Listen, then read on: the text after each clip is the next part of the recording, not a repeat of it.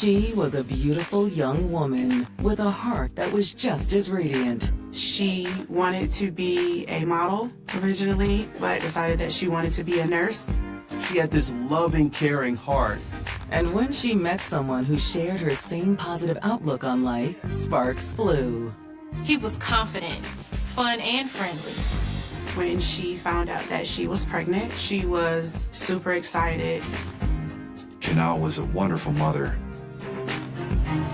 But when she goes missing, there's immediate fears of foul play. Because it's really not like her to go without communicating with someone in the family. I'm like, man, something's not right, something's not right. We knew that something had to be wrong.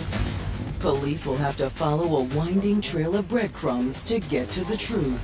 She was looking for something new, something fresh to get away from her past. There's no point in us being apart. We might as well just continue to grow and make this a family.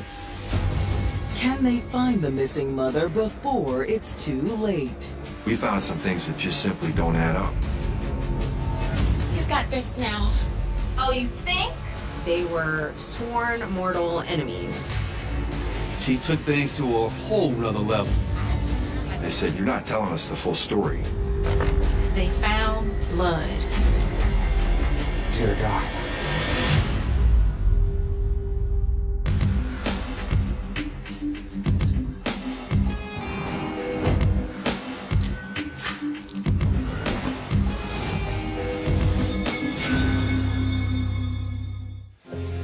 July 19th, 2010. It's a sweltering summer day in College Park, Georgia, a buzzing community just south of Atlanta.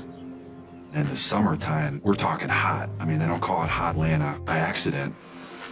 College Park in July is lively, very lively. It's kind of like almost the end of summer, so it's like that last bit of rush of just wanting to do everything and be outside. At 10:30 a.m., 22-year-old Aisha Davis is trying to stay cool in the summer heat when she receives an unexpected phone call. Hey, Errol, what's up?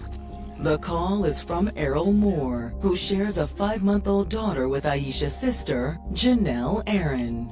He called me and he proceeded to ask me had I spoken to my sister, Janelle. And I told him that no, I hadn't spoken to her. No, is everything okay? I'm not sure. He was worried because he hadn't spoken to her all weekend. He stated that he called her multiple times on the phone and that she never answered the phone. I mean, every time I try, it goes straight to voicemail. Let me try to give her a call. I hung up with him and then I tried to reach her and I couldn't. And that's what began my worry. Hey, it's Janelle. I can't get to the phone right now. Leave a message. Hey, Janelle, give me a call when you get this. Janelle was pretty tight with her extended family. She talked to them often. Because it's really not like her to go missing without communicating with someone in the family for days. So once I reached out to our family and friends, we realized that no one was able to get in contact or had spoken to Janelle in over 4 days. We knew something was wrong. Despite a challenging upbringing, 20-year-old Janelle Aaron always kept a positive outlook on life. We grew up in family and foster care and custody of different family members. It was pretty much her and I against the world. But Janelle was very vibrant. She loved to make people laugh. She loved to what we call roast and joke. Her smile, her presence, she let you know she was here. We met in high school around 10th grade. She was funny, feisty, really nice, kind, loyal, ride or die. Janelle was also a dreamer with big plans for her future. She was into fashion, a fashionista, I would say. She wanted to be a model originally, but as she got older, Janelle decided that she wanted to be a nurse because she loved taking care of people. She had a knack for making people feel comfortable, making people feel safe. She had this loving, caring heart, and she wanted to give back. She was seeking a degree in healthcare into nursing. to pursue her final career. It was around that time Janelle met a fellow student, Errol Moore. Hey, I think I've seen you in class. Yeah, it's Mr. Gibson's class, right? Yeah, I'm Errol. Janelle. You mind if I sit? Of course, you can sit down. He was confident, and Janelle really gravitated towards that. So, I'm heading out with some friends after classes this afternoon. You wanna come? Sounds good. Sure. Errol was fun and friendly, and they had lots in common in terms of their upbringing. Once they started dating, the relationship moved fast. The couple immediately became inseparable. If you saw one, you saw the other. And in July of 2009, they received some unexpected news that would change their lives forever. Janelle was dating Errol for about a year when she found out that she was pregnant. She was super excited. She always wanted to be a mother. She had a natural maternal instinct. She loved children. The way we grew up not having our mother in our life in the capacity in which we wanted it, we always said that when we had children that, we were going to be amazing moms. In February of 2010, her baby girl arrived. She was excited and happy that she was finally born. She was very attentive, very caring and loving. Janelle was a wonderful mother. Once she had her daughter, that's all that mattered. There was nothing more important or a bigger accomplishment for her or achievement than bringing her daughter into this world. Errol also took parenthood in stride.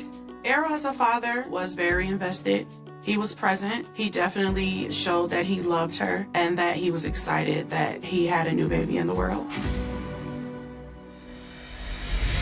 But just 5 months after the birth of her daughter, Janelle's family is worried that something terrible has happened to the young mother.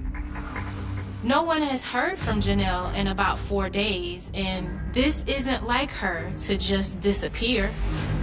Janelle would never leave her 5-month-old daughter behind and just abandon her. We decided to reach out to the police and put in a missing persons report. In the summer of 2010, Janelle Aaron was making strides to fulfill her dream of working in healthcare. She entered Georgia Perimeter College, working to be a nurse. She and her boyfriend, Errol Moore, had just welcomed a baby girl the same year. They had a bright future ahead of them. But on July 19th, Janelle has gone missing. No one has heard from Janelle in about 4 days. We decided to reach out to the police and put in a missing persons report. When we spoke to detectives, we tried to drive into them how we knew that something had to be wrong. Janelle had never been away from her daughter for any long extended amount of time, not even more than 24 hours, let alone multiple days. What's so tricky for law enforcement is to try to understand, is this the type of lady who would go missing? Is this the type of lady who was exhausted from, those early months? What do we have here? Do we actually have a missing person? So we understand Janelle's a new mom, so you don't think she might have just been trying to get away for a little while? Absolutely not. She loves her daughter. The family reiterated that Janelle would never leave her 5-month-old daughter behind and just abandon her. She'd love that baby girl. Well, where's Janelle's daughter now? She's at the house with her father. Did Janelle seem stressed or upset about anything in the days leading up to her disappearance? Yeah, she's been in a funk lately. Janelle had been struggling with some postpartum depression. Janelle dealt with what a lot of women deal with financially, being able to support your child as well as be present at the same time, which, of course, is hard to deal with for anyone. But that's not all the young mother had been struggling with recently. Janelle had hit a rough patch with Errol. Janelle and Errol's relationship was very on again, off again. And right now they're off. And she's actually seeing somebody new. Oh, and who's that?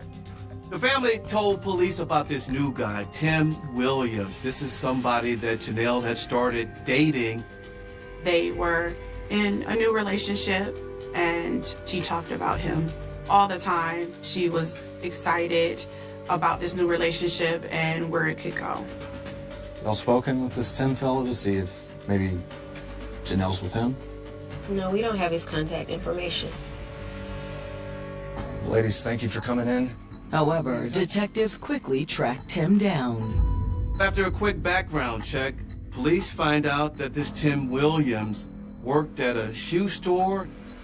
He is a student at Georgia State. He has no criminal background. Detectives reach out to Tim and ask him to come in for an interview regarding Janelle's disappearance. I got a phone call from a detective. A detective wanted to see me personally to ask me questions about her whereabouts. And I remember just being shook up. He's been very compliant and amicable, so he goes into the station for an interview. Tim, thanks for coming in today. Of course. Anything I can do to help? I remember going to the police station and talking to the detectives and just feeling sick. Now, we're gonna have to ask you some tough questions, okay, Tim? I'm understanding they have to do their job, but just them asking me certain questions as if like I would know what her whereabouts was, as if I would ever injure anybody but her in particular. How much did I love her? Did I provoke anybody in her circle? Or do I have anybody that's after me that would harm her just to get back at me? This is all so crazy. I have no idea where she is. I remember just kind of taking it all in and hitting them with a lot of no sir, yes sir, no sir, yes sir. This is all kind of too much. I just hope that she's okay. She really means a lot to me. We just had a spark for each other, like a spark. Like I was really intrigued at how driven she was. Janelle's personality was everything all in once. Like she was so outgoing and bubbly, but she was also a firecracker. And when she loved you, she loved you. She's just the best mom. At that time, I didn't have any kids, but I looked at her daughter as mine. Like it wasn't no turning her away from me. Janelle indicated that she was looking for something new, something fresh to get away from her past. It made Tim believe that whatever she had with Errol is past tense, and that he was going to be the man for her moving forward. Well, when's the last time you've seen Janelle? Tim says that the last time he talked to Janelle was the morning of July 15th because she had spent the night with him. What's she cooking? The last time I spoke and saw Janelle, I have this day in my head. It runs back and back and back. And I just remember her making grits, eggs, and biscuits for me. I have it right here for you, honey. Oh, son. This looks delicious. Thank you, baby. You're welcome. Timothy explains that Janelle and her daughter had been planning to move in with him. Part of the day's plan was for her to gather up her things and come move into the apartment with me. It was to the point where it was like, there's no point of us being apart. We might as well just like continue to grow and make this a family. And like, this is gonna be your new life. Well, I gotta get over there. I remember she gave me a hug, I kissed her. I love you so much. She left and she told me she would give me a call later on that day to let me know she was on her way back. However, Tim says he never got that call. Waited for hours and I heard nothing back. I got honestly concerned, so I called the phone. She didn't pick up. Later on that evening, Tim finally got a response, but it only raised more cause for concern. I got a text message back that said, "Who is this?" So I knew that was a concerning point. I was like, I need to go over to this crib that she said she was going to. It was a place that she was sharing with her old ex-boyfriend. I need to go see, make sure everything is okay. But when Tim went over to the apartment, he didn't find Janelle, her daughter, or Errol. No one was home as far as I could tell. Went out there with some childhood friends of mine, and we knocked on the door. We banged on the door because I just had to know she was okay. Nobody ever answered. Tried to peek through the window, didn't see anything. Well, how does Errol feel about Janelle moving in with you? Not related. Jealous? There definitely seemed to be some jealousy issues there. I think Errol viewed the situation as if Tim was trying to take over his family. But Tim claims Janelle had good reason to leave. Tim told detectives that he heard Errol had been violent with Janelle in the past. She didn't tell me a lot of details, but that's part of the reason that she didn't want to be with him anymore. This information raises red flags for detectives. If Errol had been violent with Janelle in the past, was it possible that he took things too far?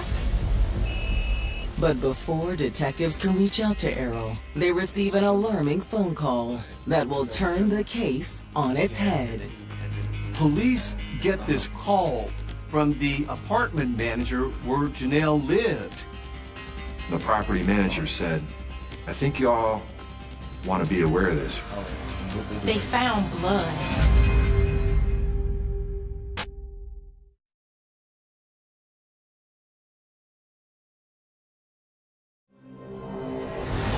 In July of 2010, detectives have spoken with Timothy Williams about the disappearance of his girlfriend, 20-year-old Janelle Aaron.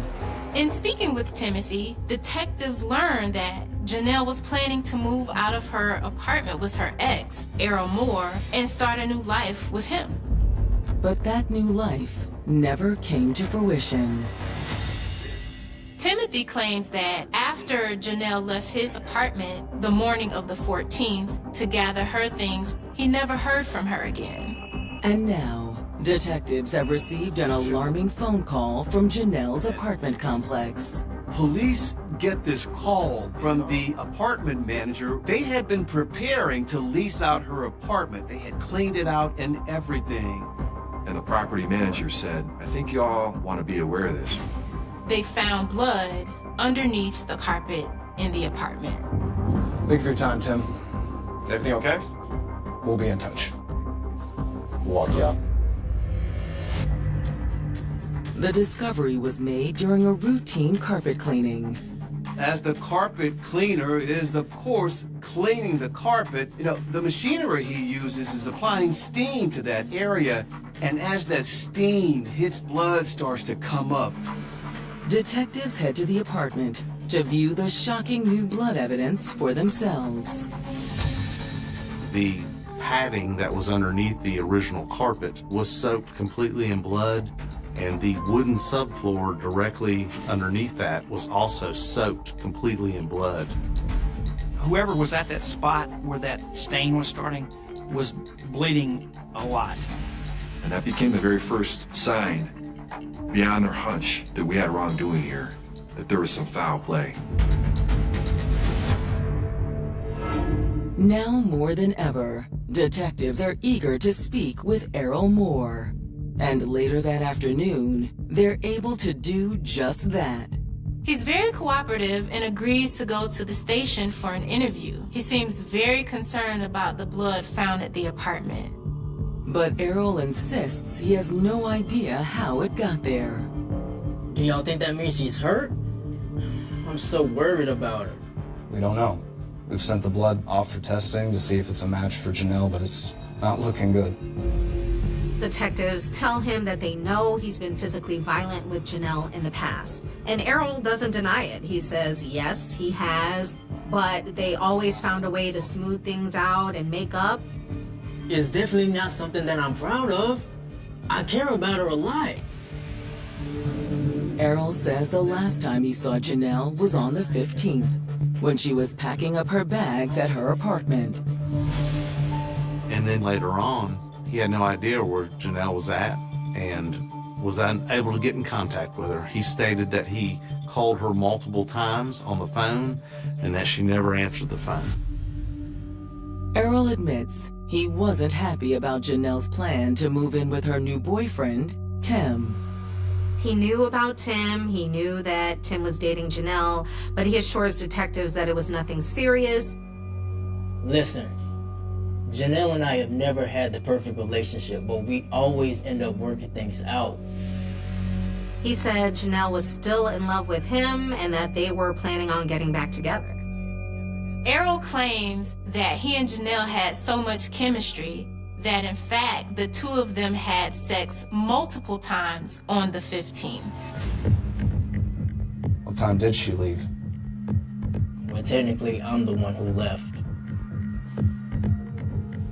What do you mean? Errol Moore mentions that he has another girlfriend. He says he took the baby to his other girlfriend's house.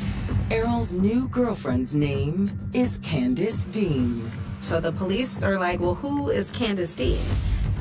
Errol told police that he and Candace had dated in high school, then she moved away for about a year, but when she returned, they picked up where they left off. Janelle wasn't too happy about that, and she started sending Candace messages on social media. Candace and Janelle were sworn mortal enemies. Oh, girl, get out of here. He's got this now.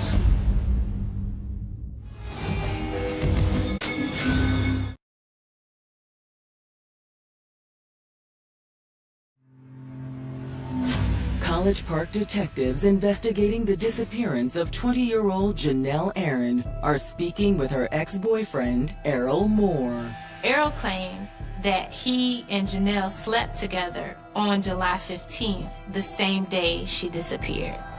And according to Errol, that wasn't his only sexual rendezvous that day. When he left the apartment, he left to meet up with his girlfriend, Candace Dean. Candace and Janelle were sworn mortal enemies. Errol tells detectives the tension between Janelle and Candace reached its peak a few months earlier. Errol claimed Janelle actually confronted him and Candace. Oh, girl, get out of here. He's got this now. You think so? Janelle, just leave us alone. Errol says he's trying to get Janelle to leave, and then that's when he says Janelle took things to a whole nother level. Janelle actually escalated it and slapped Errol across the face. Errol claims he tried to keep his cool. Errol just told her she needed to leave and she needed to calm down. Errol said she finally left, but she and Candace never smoothed things over. Do you think Candace could have harmed Janelle? Nah, no way. Errol told police that he knew that Candace hated Janelle and Janelle hated Candace, but he didn't think that she would want to hurt her. However, detectives aren't so sure. They want to speak with Candace immediately to get her side of the story. So after wrapping up their interview with Errol, they bring Candace in for questioning. So here's the deal, Candace. Janelle Aaron has been missing since July 15th, and we know the two of you have not been getting along. So, I haven't seen her in months, and I plan to keep it that way. Candace says that Errol was only spending time with Janelle because of the baby, and that Errol really didn't want to be with her, and he was truly in love with Candace. Is that why he slept with her on the 15th before he met up with you? What? This information hits Candace hard. She starts crying. She's very emotional. I can't believe he played me like that. Candace, listen. Tell us the truth. Did you do anything to hurt Janelle? No. Candace admitted that she and Janelle hated each other, but she didn't have anything to do with her disappearance. Candace confirms that Errol came over to her place on the evening of July 15th, around 7:30 p.m. She said he went to spend the night with her and left the next day around noon. She never saw or heard from Janelle during that time.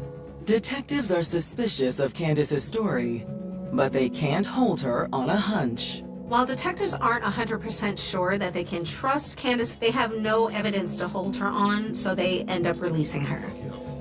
Without a body or confirmation of Janelle being dead, the police have their hands tied in a lot of ways. However, when the lab results from the blood found in Janelle's apartment come back, it confirms everyone's worst fears. The crime lab confirmed, in fact, that the blood within the apartment belonged to Janelle Aaron. We had positive identification at that point that that blood was hers. At this point, detectives are worried it may be too late to save Janelle. It's clear she lost a lot of blood. But who did this to her? When Janelle's best friend, Jasmine Clark, comes forward, detectives will get one step closer to answering that question. Thank you for coming in today. We understand that you may have some information that will be useful to us. The last time I talked to Janelle was July 15th. On the phone, Janelle was telling me about Tim, and she sounded really excited about this relationship. I remember asking her, well, what about Errol? And she seemed so done. Like, okay, what about him? She was so over it. Girl, I'm packing up to leave as we speak. But Jasmine says Errol soon interrupted their conversation. Janelle! They started arguing, like a verbal altercation, and she was like, basically like, I'm gonna call you back. Basically, when he leaves, I'll call you back. And I said, okay. Bye, girl. Factually, Errol was the last person to be with Janelle. The detectives asked me if I believed that Errol was capable of hurting Janelle, and yes, I did believe that. Detectives need to get Errol Moore to tell them the truth.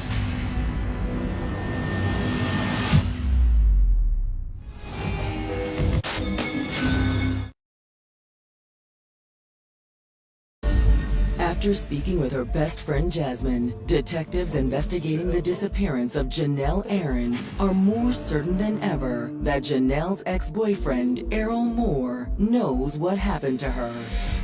Janelle's best friend Jasmine overheard her arguing over the phone with Errol shortly before she disappeared.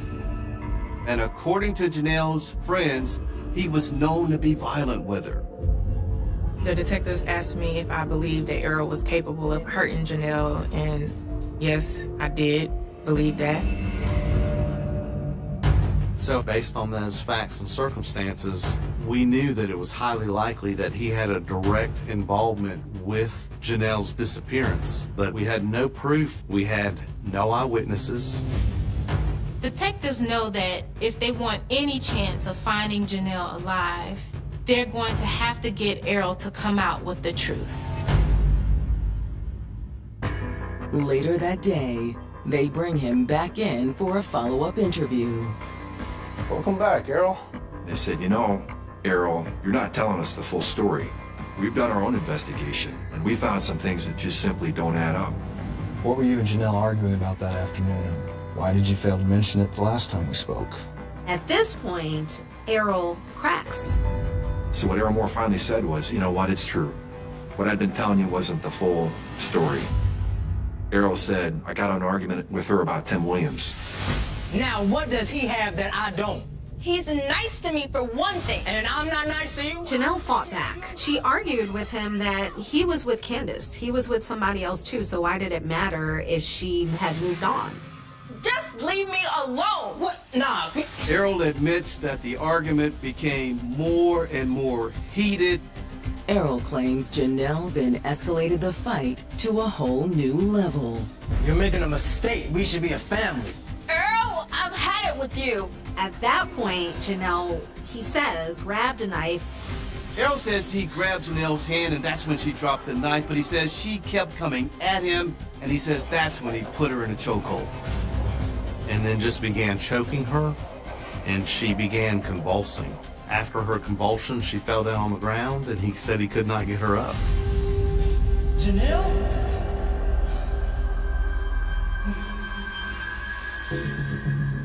What about the blood?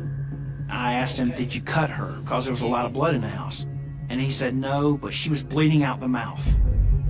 Errol said, I panicked and I left with the baby and I left with her things. Look, I was just so in shock that the situation got so out of hand. I said, well, where did you go? And he said, well, I went back to my girlfriend's house and I continued my life, basically. I was confused. I was scared. He said, I spent the weekend trying to figure out what to do. And Errol said when a couple days went by, he knew he needed to do something. As time passed, he was able to gather his thoughts, and then he realized that he had to go back and clean up the crime scene. At first, he was hoping it was just a horrible nightmare. But when he opened the door, he saw Janelle lying in a pool of her own blood. Errol didn't really know what to do with the body, but eventually he looked around and he saw a big blue bin that Janelle had used to move her things down to Atlanta. He grabbed the bin and placed her body in the bin. Then he began cleaning up. And what'd you do with her body? Tell us where she is, Errol. He finally admits that he placed her in a wooded area near Sherwood Cemetery. Look, you have to believe me, I didn't expect for any of this to happen. Please stand up, Errol. With Errol's confession, Clayton County Police arrest him, and they assemble a team to go out and recover Janelle's body. We went out to Sherwood Cemetery and started doing a grid search. Eventually, they see something in the distance there. It looks like something covered in leaves, and they walk up and discover a blue bin. What's inside that bin is the likes of which investigators have never seen. Dear God.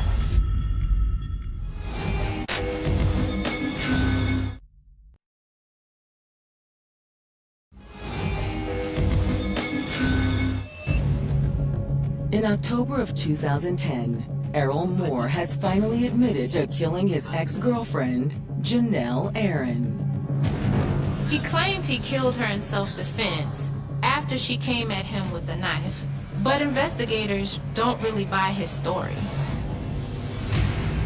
After speaking with Errol, investigators have arrived at the location where he claims to have left Janelle's body inside a plastic bin, but they never could have prepared themselves for what they find. What's inside that bin is the likes of which investigators have never seen. Dear God. The badly decomposed remains of Janelle Aaron. Her body literally melted in that hot Atlanta heat. Atlanta had a large amount of rain during the summertime. And unfortunately, with that large amount of rain, the actual plastic tote that her body was placed in filled up with water all the way to the top. There wasn't a lot left of her body. The state of decomposition means proving cause of death will be difficult. We could never figure out what actually cause of death was, because there was no physical evidence to say that she was stabbed, choked, because the body was so decomposed. The news hits Janelle's loved ones like a ton of bricks. They've informed us that they have found my sister's remains and that Errol led them to her. My first reaction, I screamed. I just screamed. I remember they told me that she was deceased. And I remember just dropping down to my knees and crying. I remember like being around people and they like, what is wrong with him? Like, it just broke my heart. I was heartbroken. I was destroyed. I couldn't understand how Errol was the one saying, come home, and this whole time it was you. We had been suffering and searching and hoping and wanting and processing and dealing for over 3 months at this point. So the relief came in getting that information that we needed so that we could be at peace. There was minor relief in knowing that he was caught and that he wasn't going to be able to just live out here freely.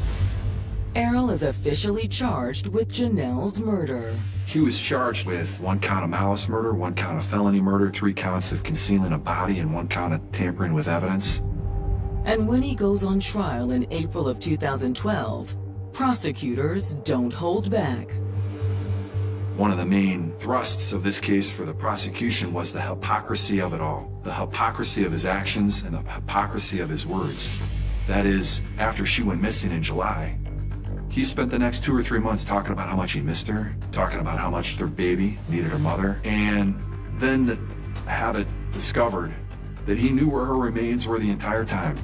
And for months he knew, and for months he did nothing about it, while callously disregarding the pain and the suffering that her family was going through. And so that was the story we told.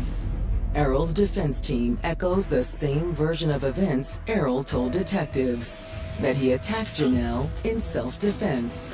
But prosecutors aren't buying it. Our theory of the case from beginning to end always was and still remains that this wasn't an act of self-defense. This was an act of rage. Now, what does he have that I don't? Just leave me alone. What? Nah. Janelle never came at Errol with a knife. She was simply trying to leave the apartment. You ain't leaving. Okay, can you stop? I ain't letting you break up our family. It's surmised that when she tried to leave, Errol slammed her to the ground, with the force of impact causing her to bleed out, resulting in the pool of blood found in the apartment. This was an act of enraged young man responding to a situation that he could no longer control, and that is namely Janelle moving on and seeing a new guy and starting a new life. He has this personality type of narcissism. I'm gonna be the one to control this. I'm gonna be the one to prevail. And so it's that very personality type that led to the murder in the first place.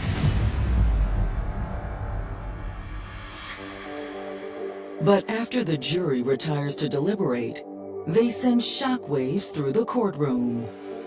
Some of the jury believes that Errol was telling the truth. You have 12 jurors. You have to have an unanimous verdict. It has to be all 12. When they show what happened, they make a decision, guilty or not.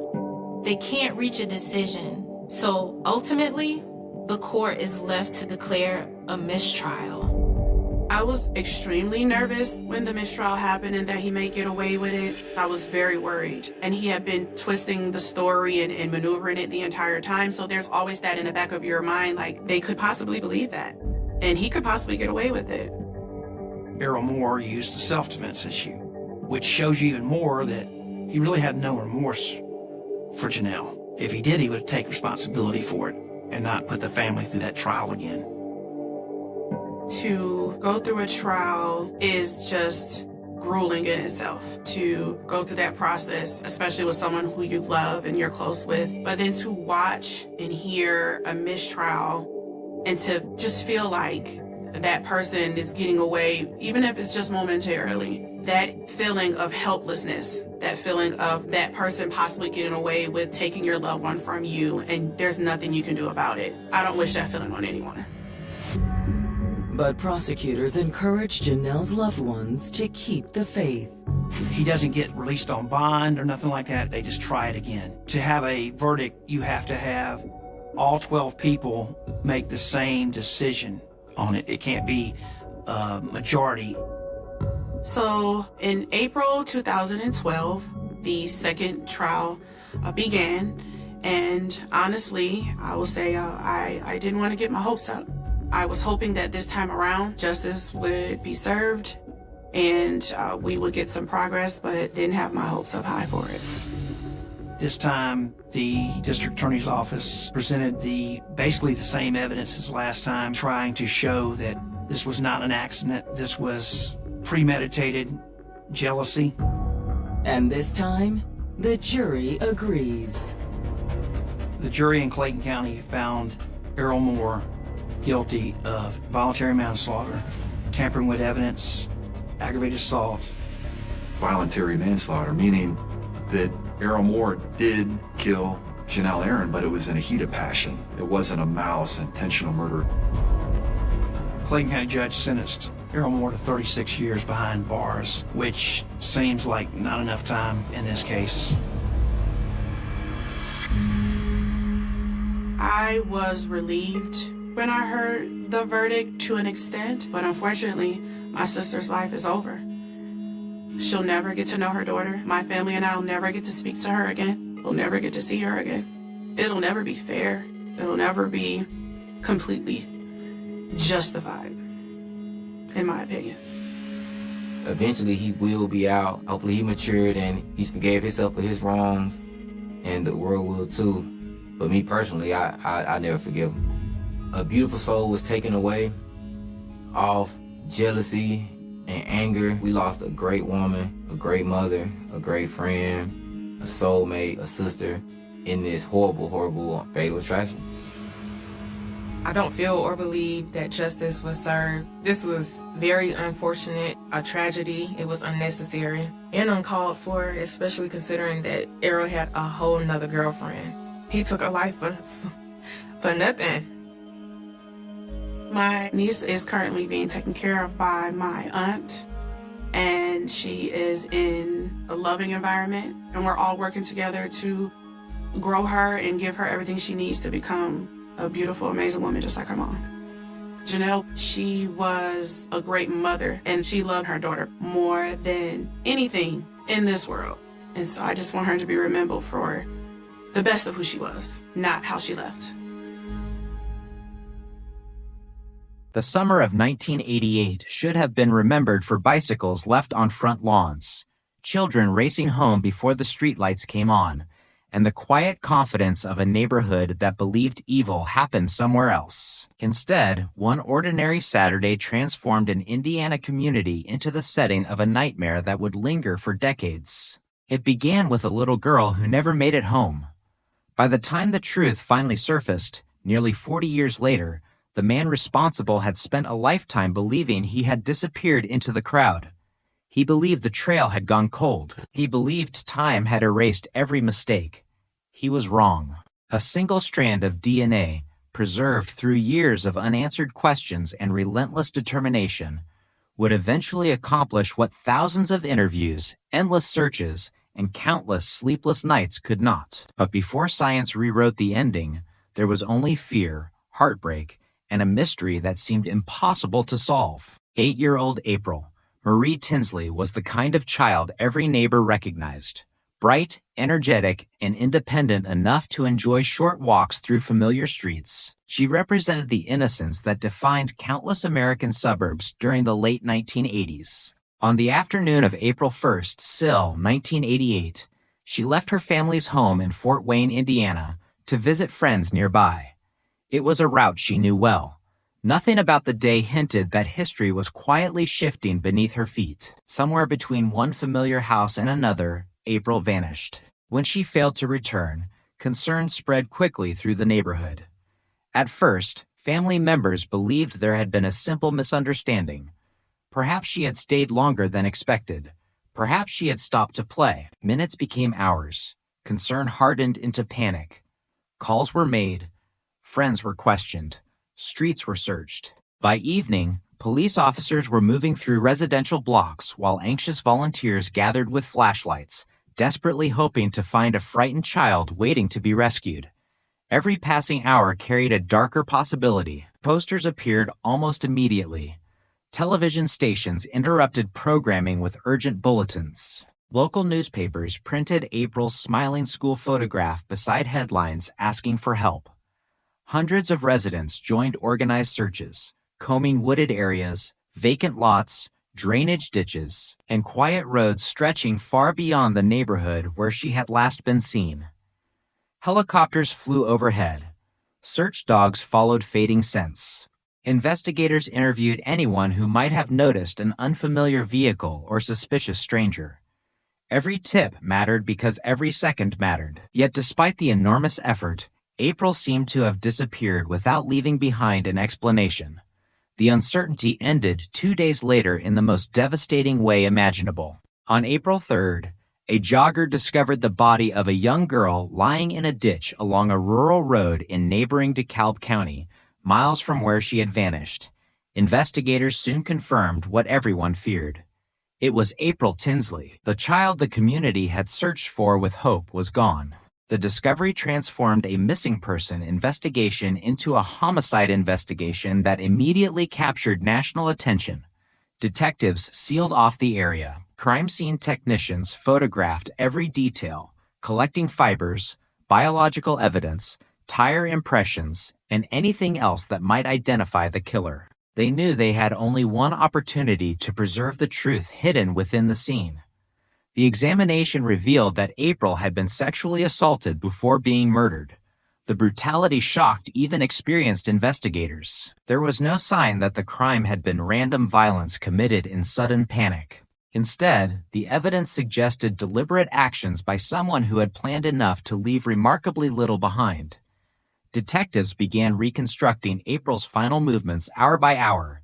They mapped every possible route she could have taken. They interviewed classmates, relatives, neighbors, delivery drivers, construction workers, and strangers who happened to be nearby that afternoon. Thousands of names flowed into investigative files. Each lead promised answers before collapsing into disappointment. Every eliminated suspect deepened the mystery. Every false alarm exhausted resources while allowing the real offender to remain invisible. Then the investigation took an even more disturbing turn.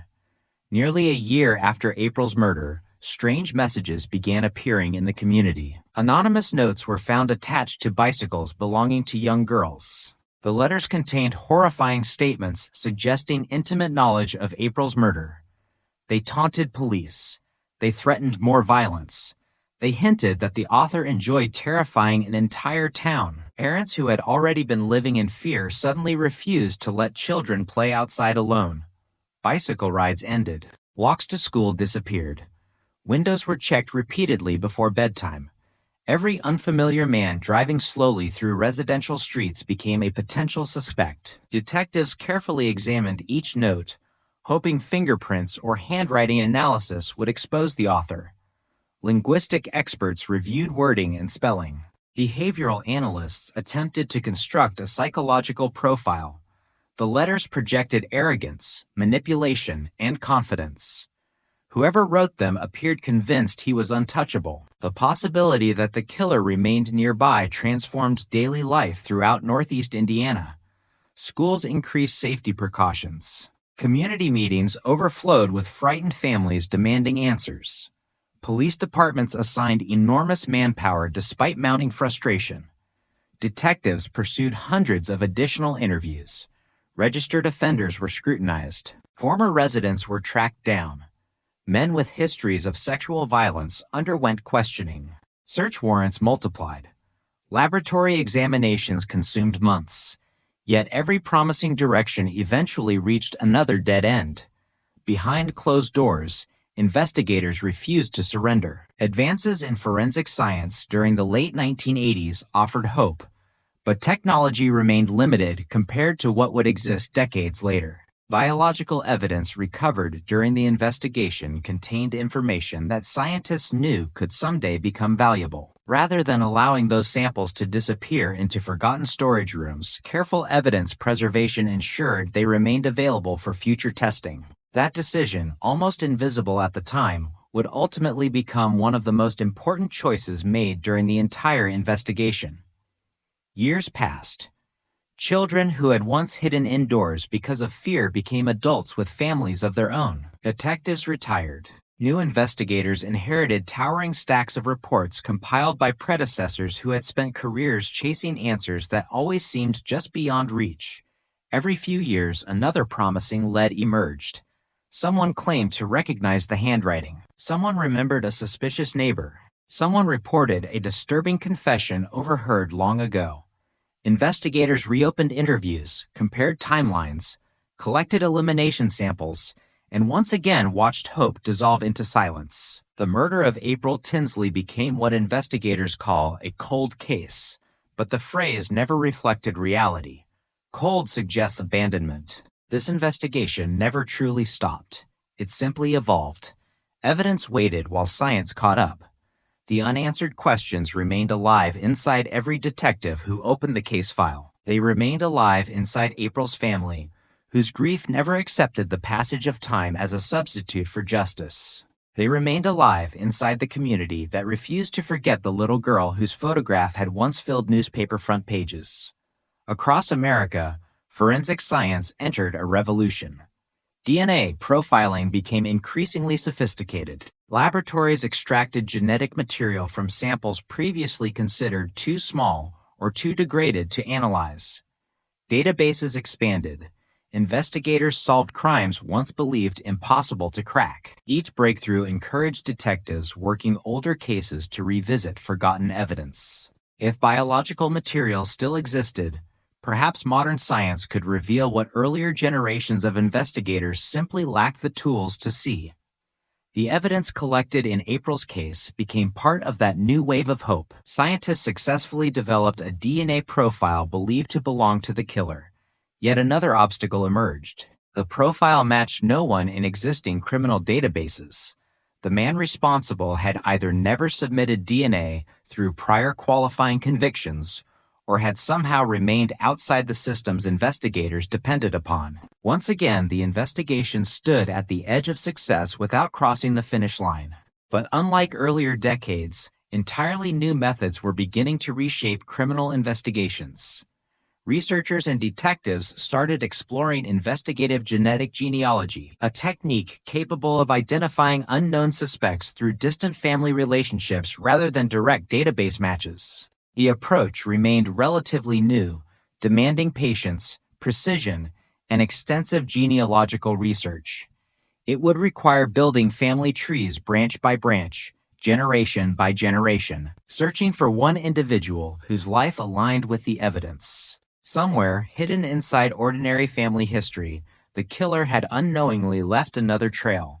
For nearly 40 years, he had believed the silence protected him. He had continued living among unsuspecting neighbors, carrying the confidence of someone who imagined the past had disappeared forever. He could not know that every passing year strengthened the very science that would eventually dismantle his illusion. The evidence never forgot him. It simply waited. Every major investigation begins with a deceptively simple question. What happened between the last ordinary moment and the first sign that something was terribly wrong? For the detectives assigned to the murder of April Tinsley, that question became an obsession. Long before forensic breakthroughs and DNA technology transformed the case decades later, investigators understood that the answer might be hidden in a matter of minutes. Somewhere along a familiar route through a quiet Indiana neighborhood, an 8-year-old girl had vanished without anyone immediately realizing a crime was unfolding. Their first task was not to identify a suspect. It was to reconstruct an afternoon that had seemed completely ordinary until it suddenly became unforgettable. Detectives returned to the neighborhood repeatedly, walking the same sidewalks April had been expected to use. They studied the streets at different times of day, observing traffic patterns, visibility from nearby homes, and the countless places where someone could briefly disappear from another person's view. A route that appeared straightforward on a map looked very different when experienced on foot. A parked vehicle could block a line of sight. A stand of trees could conceal movement for a few crucial seconds. A quiet intersection that felt safe to local children also offered opportunities for someone intent on avoiding attention. Witness interviews became the foundation of the reconstruction. Officers spoke with family members, neighbors, friends, and anyone believed to have been in the area that afternoon. Each conversation added another piece to an incomplete timeline. Some people remembered seeing children playing outside. Others recalled passing vehicles or hearing dogs bark. Most observations seemed insignificant in isolation, yet investigators carefully documented them all, knowing that the smallest detail could later prove decisive. They distinguished confirmed sightings from uncertain memories, recognizing how quickly recollections can change after a shocking event receives widespread publicity. Inside the investigative headquarters, maps gradually filled with handwritten notes, colored markers, and carefully plotted locations. Detectives estimated walking times between key points, comparing them with witness accounts to narrow the window during which April disappeared. They searched for inconsistencies rather than dramatic revelations. If one timeline placed her at a particular location while another suggested something different, they returned to the witnesses, asking the same questions in different ways, attempting to separate certainty from assumption. Reconstructing events required patience more than instinct. At the same time, search efforts expanded beyond the immediate neighborhood. Officers and volunteers examined nearby fields, wooded areas, drainage ditches, and roads leading away from the community. Search teams worked methodically, covering ground that had seemed unremarkable only hours earlier. Every location had to be considered because investigators could not yet determine whether April had remained close to home or had been taken elsewhere. The uncertainty forced them to pursue multiple possibilities simultaneously, stretching resources while time remained critically important. Detectives also examined whether a vehicle might have played a role. Residents were asked to remember unfamiliar cars, delivery trucks, or anyone behaving unusually in the area. As often happens in major investigations, reports quickly multiplied. Some witnesses described vehicles that could never be identified. Others remembered details that ultimately conflicted with established facts. Each lead required careful follow-up before it could be eliminated. The process was painstaking, but dismissing information too quickly risked overlooking something genuinely important. As the investigation progressed, the reconstructed timeline became increasingly refined, yet one troubling reality remained unchanged. There was a brief period during which April's movements could not be fully accounted for. Those missing minutes became the focus of endless discussion among investigators. They revisited them repeatedly, convinced that understanding exactly where she had been and who might have encountered her was essential to identifying the person responsible. Although the case would remain unsolved for many years, the early investigative work established a framework that endured. The careful documentation of witness statements, the preservation of physical evidence, and the disciplined reconstruction of April's final known movements ensured that future investigators would inherit more than unanswered questions. They inherited a detailed record built by detectives who understood that even when immediate answers prove elusive, meticulous police work can preserve the truth long enough for future advances in forensic science to uncover what time alone could not erase.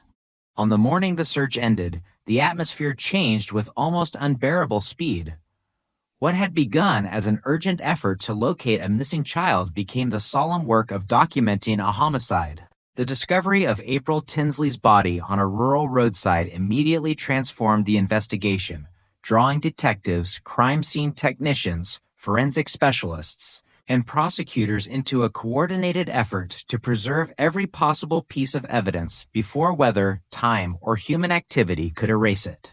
Long before anyone knew the name of the person responsible, investigators understood that the crime scene itself might become the most reliable witness.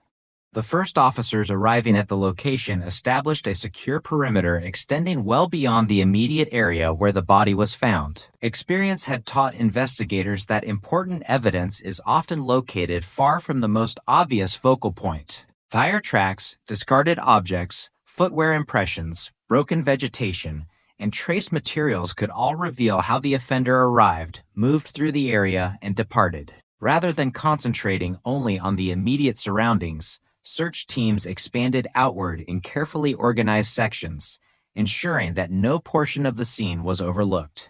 Crime scene photographers documented the location before anything was disturbed. Every angle was recorded systematically, beginning with wide images that established the setting before moving progressively closer to capture individual details. Measurements were taken, reference markers were placed, and sketches supplemented the photographic record. The objective was to preserve an exact representation of the scene so investigators, forensic scientists, attorneys, and ultimately jurors could later understand its original condition without relying solely on memory. Forensic personnel then began the meticulous task of collecting physical evidence. Each item, regardless of how insignificant it appeared, was handled according to established procedures designed to prevent contamination. Clothing, biological material, soil samples, plant debris, fibers, and other trace evidence were packaged separately, labeled, and entered into a documented chain of custody. Maintaining that chain was essential. Every transfer of evidence had to be recorded to ensure its integrity throughout what investigators already suspected could become a lengthy criminal investigation. Medical examiners conducted an initial assessment at the scene before the body was transported for a comprehensive autopsy. The purpose of the examination was not merely to determine the cause and manner of death, but also to identify injuries, recover trace evidence, and estimate the sequence of events as accurately as possible. Scientific findings from the postmortem examination would later become a critical component of the investigative timeline, helping detectives compare witness statements with physical evidence. While forensic specialists processed the immediate location, detectives worked to answer another crucial question. Was the rural roadside the site of the homicide, or had the victim been transported there after the crime occurred? Investigators carefully evaluated the surrounding area for indications that events had unfolded at that location or whether it had been selected primarily as a disposal site. Such determinations often influence investigative strategy, directing attention toward entirely different geographic areas where the original assault may have taken place. Laboratories examined the collected evidence using the forensic techniques available in the late 1980s. Analysts compared hairs, fibers, fingerprints, and biological samples, searching for associations that might identify or exclude potential suspects. Although DNA profiling was still in its early stages and far less advanced than it would later become, investigators recognized the importance of preserving biological evidence under conditions that would allow future testing as technology improved. Decisions made during those early days, particularly regarding evidence preservation, would ultimately prove invaluable decades later. The crime scene also prompted investigators to consider offender behavior. The location where the body was recovered, the apparent efforts to conceal or expose evidence, and the manner in which the victim had been left all became subjects of careful analysis. Behavioral observations alone could not identify a suspect, but they assisted detectives in developing investigative priorities and evaluating future leads. Every conclusion, however, remained tentative until supported by verifiable evidence. As news of the homicide spread, public attention intensified dramatically. The discovery generated hundreds of telephone calls from concerned citizens offering information, theories, and possible sightings. Detectives established procedures to document and evaluate every tip, understanding that valuable information frequently arrives alongside inaccurate or speculative reports. Managing this growing volume of information became an investigation in itself, requiring careful organization so that credible leads would not be lost among less reliable accounts. Within the investigative headquarters, evidence from the crime scene became the foundation upon which the entire case would rest. Maps, photographs, laboratory reports, witness interviews, and forensic findings were assembled into an increasingly complex case file. Detectives recognized that immediate answers might not emerge, but thorough documentation would ensure that future investigators could revisit every decision, every observation, and every preserved item with the benefit of new scientific techniques. History would ultimately demonstrate the wisdom of that approach. Although the homicide remained unsolved for many years, the professionalism displayed during the initial processing of the crime scene preserved critical evidence that survived long after memories faded and investigative personnel changed. Advances in forensic DNA analysis and investigative genetic genealogy, unavailable at the time of the original investigation, would eventually allow scientists to extract new information from evidence collected decades earlier. The careful work performed at the scene did not solve the case immediately, but it ensured that the truth remained preserved within the evidence itself, waiting for science to develop the tools capable of revealing it. In the months following April Tinsley's murder, investigators pursued the case with extraordinary intensity. Detectives worked extended hours, new leads arrived daily, and every report of suspicious activity demanded immediate attention. Hundreds of interviews were conducted, evidence was repeatedly examined, and tips flowed into the investigative headquarters from across Indiana and beyond. The urgency that defined the first days of the investigation reflected a widespread belief that the person responsible could still be identified through conventional police work. Yet, as weeks turned into months, the pattern familiar to many major investigations began to emerge. Promising leads became dead ends, witness memories grew less certain, and the volume of new information steadily declined. The investigation did not become a cold case because detectives stopped searching. Rather, it entered that category after every available investigative avenue had been explored without producing sufficient evidence to identify and prosecute a suspect. Detectives continued reviewing witness statements, comparing timelines, and re-examining physical evidence, but each effort yielded fewer new opportunities. Individuals who initially appeared suspicious were eliminated through corroborated alibis, forensic comparisons, or additional investigation. Rumors circulated throughout the community, yet speculation alone could not satisfy the legal standards required to bring criminal charges. One of the greatest challenges confronting investigators was the gradual erosion of memory. Witnesses who had confidently described events shortly after the crime found it increasingly difficult to recall precise details months or years later. Ordinary observations became intertwined with newspaper reports, television coverage, and conversations with neighbors.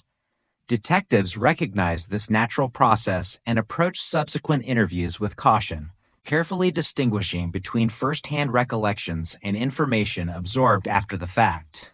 Preserving the accuracy of earlier statements became just as important as collecting new ones. Physical evidence remained the investigation's strongest asset, but forensic science during the late 1980s had significant limitations compared with technologies that would emerge decades later. Laboratory specialists analyzed available biological material, trace evidence, and other forensic findings using the best methods then available. While these examinations provided valuable investigative information, they could not always identify an unknown offender. Detectives nevertheless understood the importance of preserving every item carefully, anticipating that future scientific advances might reveal information unavailable at the time. As investigative activity became less visible to the public, some members of the community mistakenly concluded that the case had been abandoned. In reality, the file remained active. Detectives periodically reviewed evidence, revisited witness statements, and reassessed investigative strategies whenever new information emerged. Cold case status did not signify closure. Instead, it reflected an investigation awaiting either additional evidence or technological developments capable of generating new leads. Personnel changes presented another challenge. Officers and detectives who had participated in the original investigation retired or transferred to other assignments. Successive investigators inherited extensive case files compiled over years of painstaking work. Preserving continuity required meticulous documentation. Reports, photographs, evidence inventories, interview transcripts, and forensic records ensured that institutional knowledge survived even as individual investigators changed. Comprehensive record-keeping became essential because each new detective needed to understand not only what had been discovered, but also why certain investigative decisions had been made. The emotional impact extended far beyond law enforcement. April Tinsley's family continued living with unanswered questions that no passage of time could erase. Community members who had participated in the original search remembered the case as a defining event in local history. Parents who had altered family routines in response to the crime carried those memories into later years, while children who had grown up during the investigation became adults still aware that the person responsible had never been identified. The unresolved nature of the case contributed to its enduring presence in the public consciousness.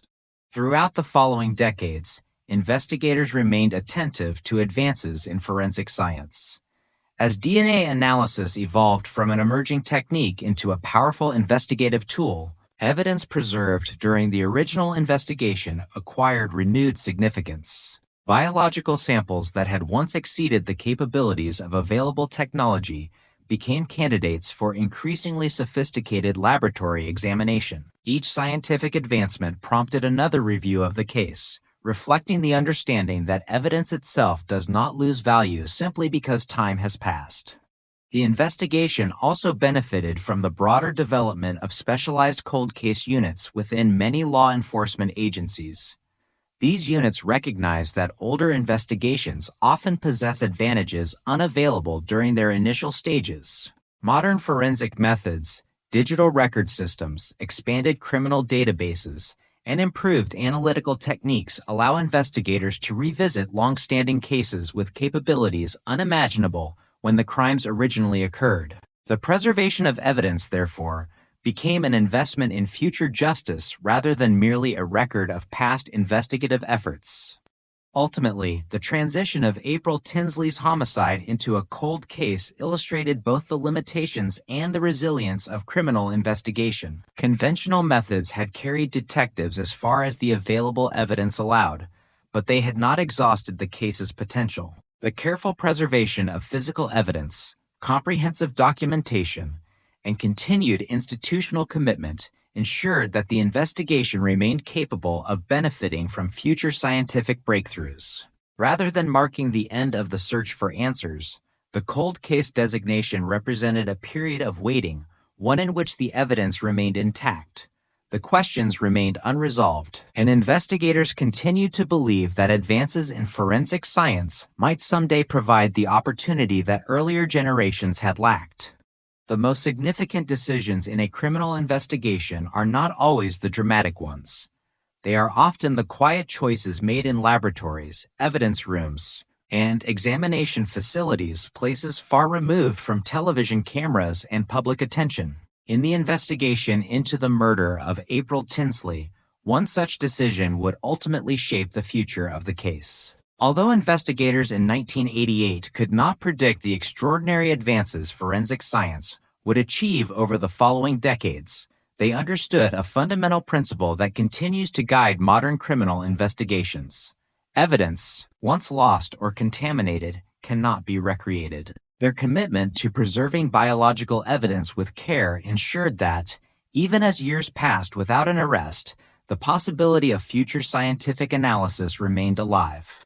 From the earliest stages of the investigation, crime scene personnel and forensic specialists followed established protocols for collecting biological material that might later prove significant. Every item believed capable of containing biological evidence was handled with deliberate caution. Separate packaging, careful labeling, detailed documentation, and secure transportation formed part of a process designed to minimize contamination and preserve the original condition of each exhibit. Even at a time when forensic DNA analysis was still developing, investigators recognized that biological evidence could become increasingly valuable as laboratory methods evolved. Once collected, evidence entered a documented chain of custody. This record identified each individual responsible for handling the material, the dates and times of transfers, and the conditions under which it was stored. Maintaining an unbroken chain of custody served two essential purposes. It protected the integrity of the evidence from accidental alteration or loss, and it ensured that any future criminal prosecution could demonstrate that the material presented in court was the same evidence originally recovered during the investigation. Proper storage was equally important. Biological evidence is susceptible to environmental factors such as heat, moisture, and contamination, all of which can reduce its scientific value. Evidence custodians therefore maintain storage conditions intended to preserve samples for long periods whenever practical. Although preservation standards and laboratory practices have continued to improve over time, the careful handling of evidence during the original investigation significantly increased the likelihood that future testing would remain possible. Throughout the following years, forensic science advanced at a remarkable pace. Techniques that had once required relatively large, high-quality samples gradually became capable of analyzing much smaller or older biological material. Laboratories developed increasingly sensitive methods for examining DNA, enabling scientists to generate profiles from evidence that earlier generations of investigators could not fully utilize. These developments transformed countless criminal investigations, particularly those involving unsolved homicides in which biological evidence had been preserved with care. As scientific capabilities expanded, investigators revisited evidence collected in April Tinsley's case. Rather than assuming that previous laboratory results represented the final word, they recognized that modern testing might reveal information unavailable when the evidence had first been examined. This willingness to reassess preserved material reflected an important principle of cold case investigation. While facts established through reliable evidence remain constant, the tools available to interpret those facts continue to improve. The preservation of biological evidence also highlighted the importance of comprehensive documentation. Laboratory notes, evidence inventories, collection records, and analytical reports allowed later investigators to understand precisely how each item had been obtained, examined, and stored. Such documentation reduced uncertainty and enabled modern forensic specialists to evaluate preserved evidence with confidence. Without accurate records, even well-preserved material may lose much of its investigative value. Advances in DNA technology eventually allowed scientists to develop increasingly informative genetic profiles from preserved biological evidence associated with the investigation. Although those developments occurred many years after the original crime, they depended entirely upon the professionalism demonstrated during the earliest stages of evidence collection and preservation. Had investigators failed to recognize the potential future significance of biological material, later scientific breakthroughs might have been unable to contribute meaningfully to the case. The history of the April Tinsley investigation illustrates a broader lesson within forensic science. Criminal investigations frequently extend beyond the capabilities of contemporary technology. Evidence collected today may answer questions that cannot yet be resolved but could become understandable through future scientific progress. Consequently, careful preservation is not merely an administrative responsibility. It is an investment in future investigative opportunity. In this case, the biological evidence remained silent for many years. It did not immediately identify the offender, nor did it produce an arrest during the initial investigation. Yet silence did not signify failure. Preserved evidence continued to exist unchanged while forensic science advanced around it. Decades later, technological innovations would permit investigators to examine that same material in ways unimaginable in 1988, demonstrating that meticulous evidence preservation can bridge generations of investigative effort. Ultimately, the careful handling of biological evidence represented one of the investigation's greatest strengths. Long after witness memories faded and conventional leads were exhausted, the preserved forensic material retained the potential to provide objective scientific information. Its survival reflected disciplined police work, adherence to forensic standards, and an understanding that justice sometimes depends not only on immediate investigative success, but also on the patience to preserve evidence until science becomes capable of revealing the answers it has contained all along. For much of the 20th century, homicide investigations depended heavily on eyewitness testimony, confessions, physical trace evidence, and the instincts of experienced detectives. While these traditional methods solved countless crimes, they also had clear limitations. Witnesses could misremember events, suspects could conceal their identities, and many crime scenes yielded little evidence capable of definitively identifying an unknown offender. When investigations exhausted every available lead without producing an arrest, they frequently became what law enforcement agencies describe as cold cases, active investigations that remain unsolved despite extensive efforts. The development of modern DNA profiling fundamentally transformed this landscape. Rather than relying solely on circumstantial evidence or eyewitness accounts, investigators gained access to a scientific method capable of linking biological evidence recovered from a crime scene to a specific individual with an exceptionally high degree of confidence. This advancement has reshaped criminal investigations worldwide, particularly in cases where biological evidence was carefully preserved long before the necessary technology existed. DNA, or deoxyribonucleic acid, is the genetic material found in nearly every cell of the human body.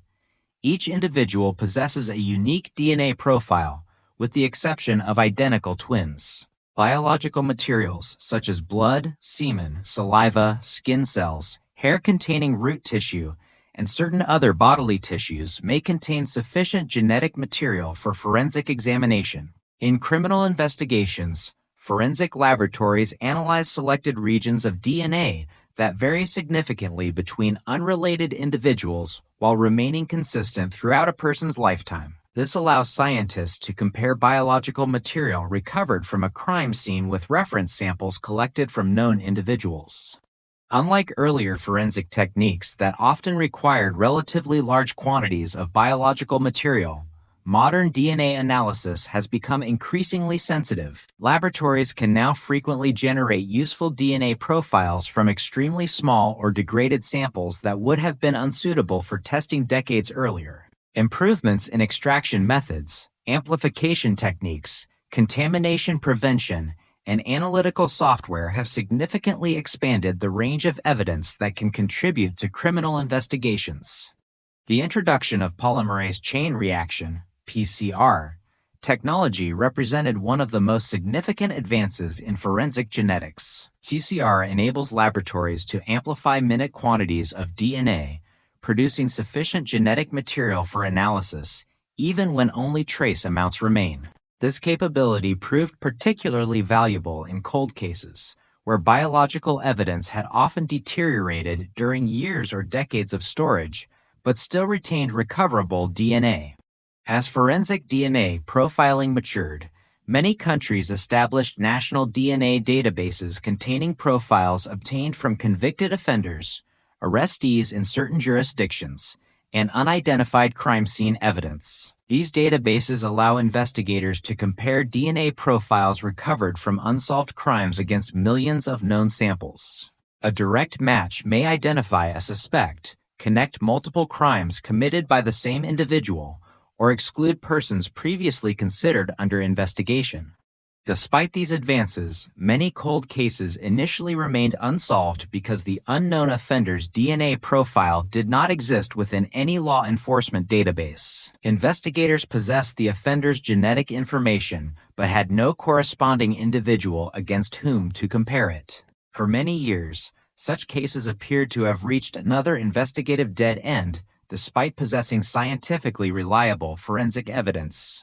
A further breakthrough emerged through investigative genetic genealogy, an approach that combines forensic DNA analysis with genealogical research. Instead of searching exclusively for exact matches within criminal justice databases, investigators working within applicable legal and ethical frameworks may compare crime scene DNA to profiles voluntarily uploaded to certain genealogy databases by members of the public who have consented to law enforcement matching where permitted. These comparisons rarely identify the suspect directly.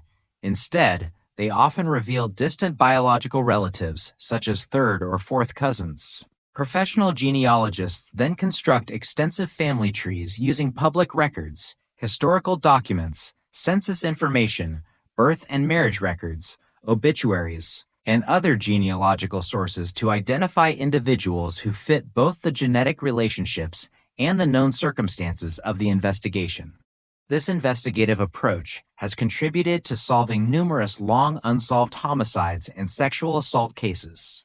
One of the most widely known examples is the identification of the offender responsible for the series of crimes attributed to the Golden State Killer. In that investigation, preserved biological evidence was analyzed using modern forensic techniques, and genealogical research ultimately led investigators to a suspect decades after the original offenses had occurred. Similar methods have since assisted law enforcement agencies in resolving many other cold cases across North America and elsewhere. The success of modern DNA profiling depends not only upon scientific innovation, but also upon the quality of the original investigation. Crime scene personnel who carefully collected, documented, and preserved biological evidence years earlier often made future breakthroughs possible without realizing it.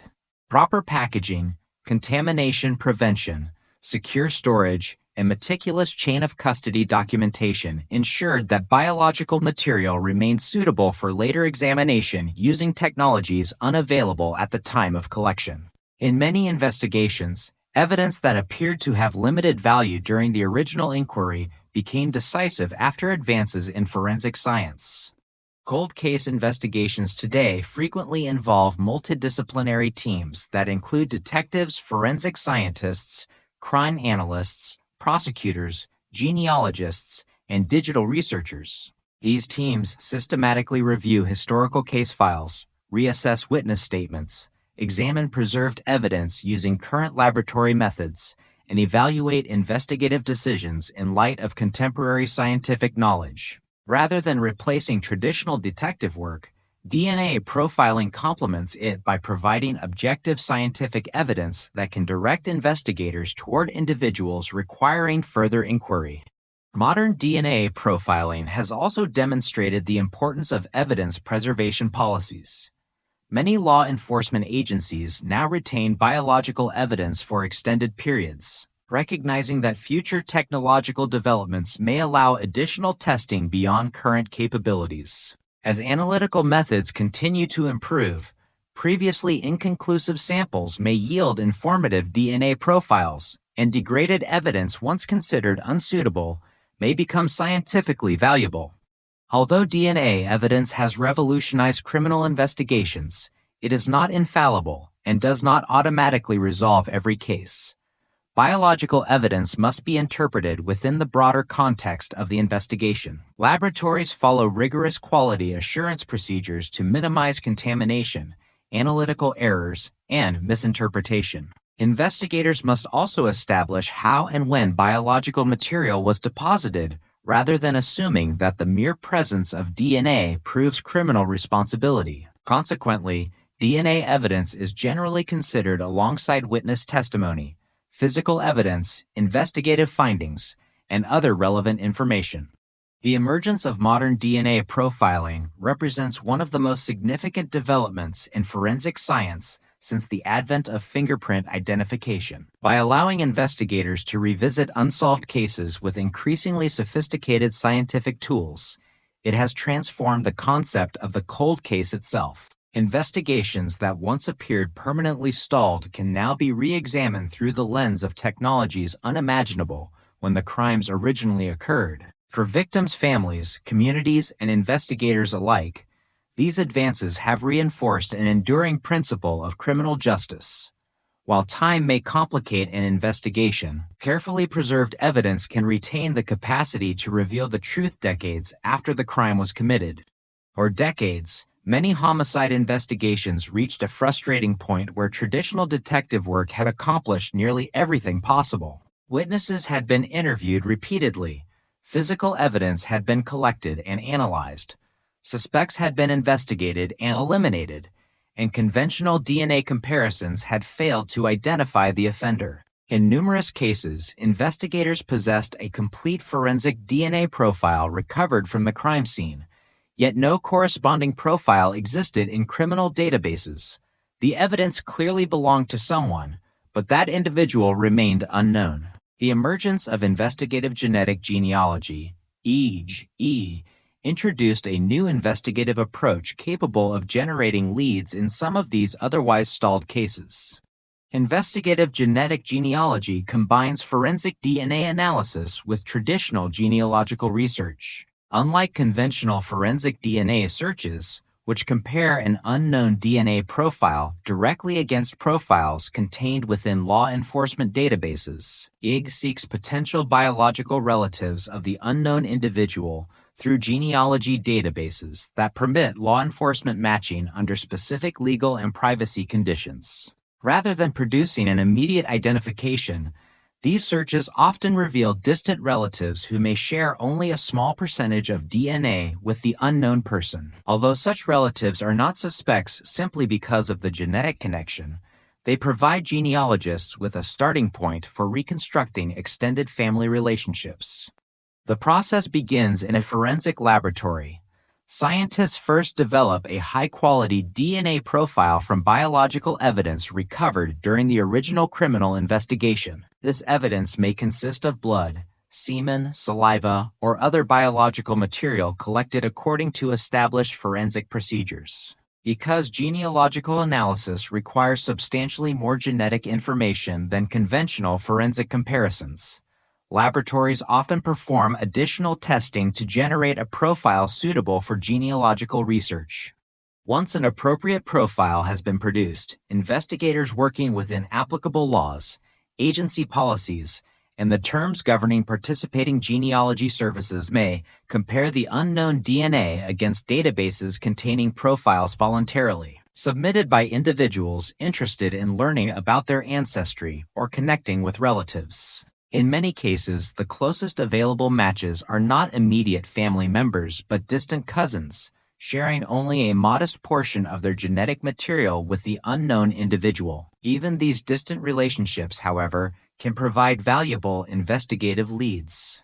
Professional genealogists then undertake the painstaking work of building family trees. They examine publicly available records, including birth certificates, marriage records, census data, military records, newspaper archives, obituaries, cemetery records, property records, and historical family documents. Beginning with identified genetic relatives, they reconstruct multiple generations of family relationships, gradually identifying branches that could logically include the unknown individual. This research often requires hundreds of hours of meticulous documentation and cross-referencing. As family trees expand, investigators begin narrowing potential candidates using information unrelated to genetics. Factors such as age, biological sex, geographic location, historical residence, employment history, and other independently verified investigative facts help determine which individuals warrant additional attention. Importantly, a place within a family tree does not establish criminal responsibility. Instead, genealogical analysis generates investigative leads that must be evaluated using traditional police methods. When investigators identify an individual who appears consistent with both the genealogical research and the known facts of the case, they typically seek additional corroborating evidence before proceeding further. In many jurisdictions, this includes obtaining a reference DNA sample through lawful investigative means. Such samples may come from items that an individual has discarded, where collection is legally permissible, or through court-authorized procedures, depending on the applicable legal framework. Laboratory scientists then compare this reference sample directly with the original forensic DNA profile recovered from the crime scene. Only after this independent forensic comparison confirms a match does DNA evidence become capable of linking the individual to the biological material collected during the investigation. Even then, investigators continue gathering additional evidence, conducting interviews, reviewing historical records, and consulting prosecutors before determining whether criminal charges are appropriate. Investigative genetic genealogy therefore serves as an investigative tool that generates leads rather than as a substitute for comprehensive criminal investigation. The growing use of IG has prompted important legal and ethical discussions. Privacy advocates, forensic scientists, lawmakers, and law enforcement agencies continue to examine questions concerning informed consent, database participation, transparency, judicial oversight, and the appropriate scope of genealogical investigations. Policies governing the use of genealogical databases vary by jurisdiction and by service provider, with many databases allowing users to decide whether their information may be available for qualifying law enforcement investigations. As the field evolves, agencies increasingly operate under formal guidelines intended to balance investigative effectiveness with respect for individual privacy and civil liberties. Despite these considerations, investigative genetic genealogy has contributed to resolving numerous serious violent crimes that had remained unsolved for decades. Families who had lived with uncertainty for many years have, in some cases, received long-awaited answers. Investigators have been able to revisit preserved biological evidence using scientific methods unavailable when the crimes originally occurred, demonstrating the enduring importance of evidence preservation and careful forensic documentation. The success of IG also underscores the continuing partnership between science and traditional detective work. Genealogical research alone cannot solve a homicide, nor can DNA analysis by itself explain the circumstances surrounding a crime. Instead, successful investigations depend upon the integration of forensic science, historical research, witness interviews, legal procedure, and careful investigative judgment. Each discipline contributes information that must be evaluated collectively rather than in isolation.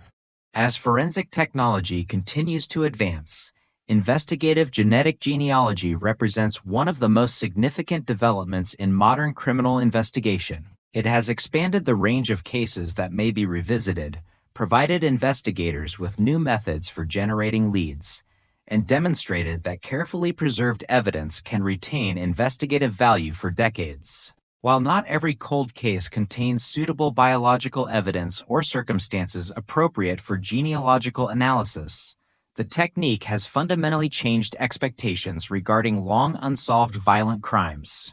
Investigations once considered permanently stalled may now benefit from scientific and genealogical methods capable of uncovering connections that earlier generations of investigators could not have imagined.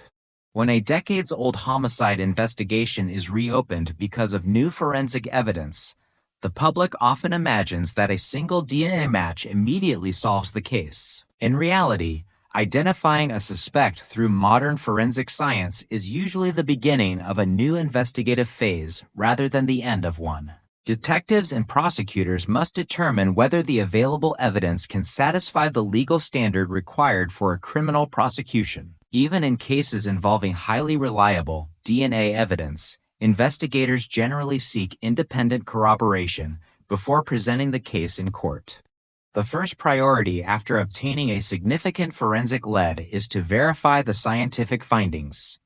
Accredited forensic laboratories follow rigorous quality assurance procedures designed to ensure that DNA profiles are accurate and reproducible. Analysts review laboratory records, examine chain of custody documentation, and confirm that testing procedures complied with established scientific standards. Independent technical reviews are commonly performed before results are released to investigators. This process reflects the principle that forensic evidence must be scientifically reliable before it can serve as the foundation of a criminal case.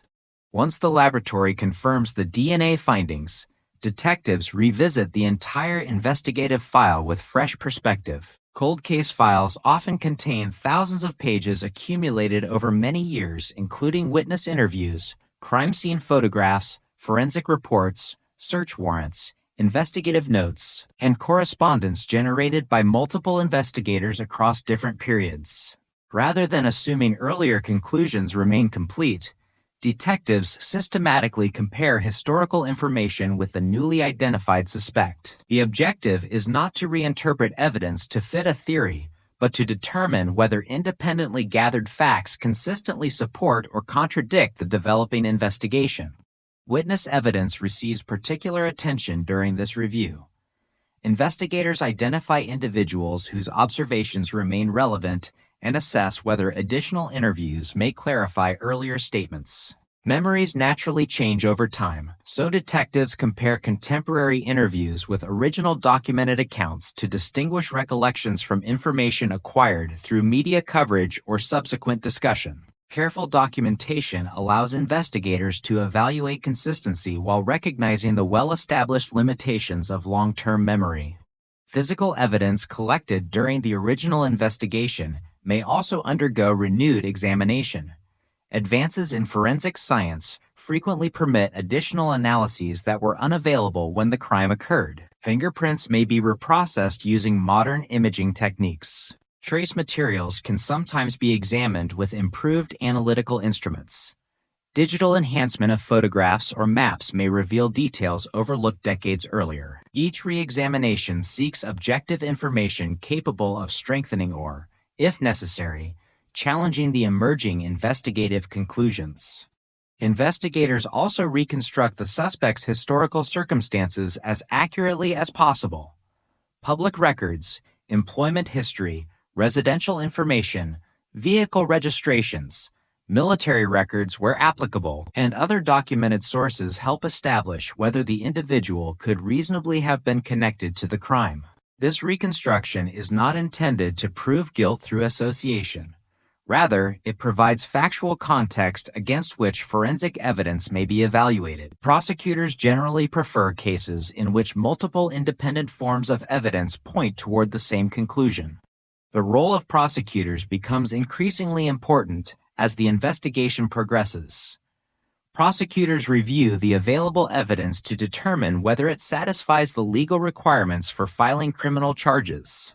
They evaluate the admissibility of forensic findings, identify potential evidentiary challenges, and advise investigators regarding additional inquiries that may strengthen the case. Because homicide prosecutions often involve extensive pretrial litigation, early collaboration between investigators and prosecutors helps ensure that evidence has been collected, preserved, and documented according to applicable legal standards. Cold case prosecutions also require investigators to anticipate issues unique to the passage of time. Some witnesses may no longer be available because they have died or cannot be located. Physical locations may have changed substantially since the original crime. Documentary records may have been archived under outdated systems or transferred among multiple agencies.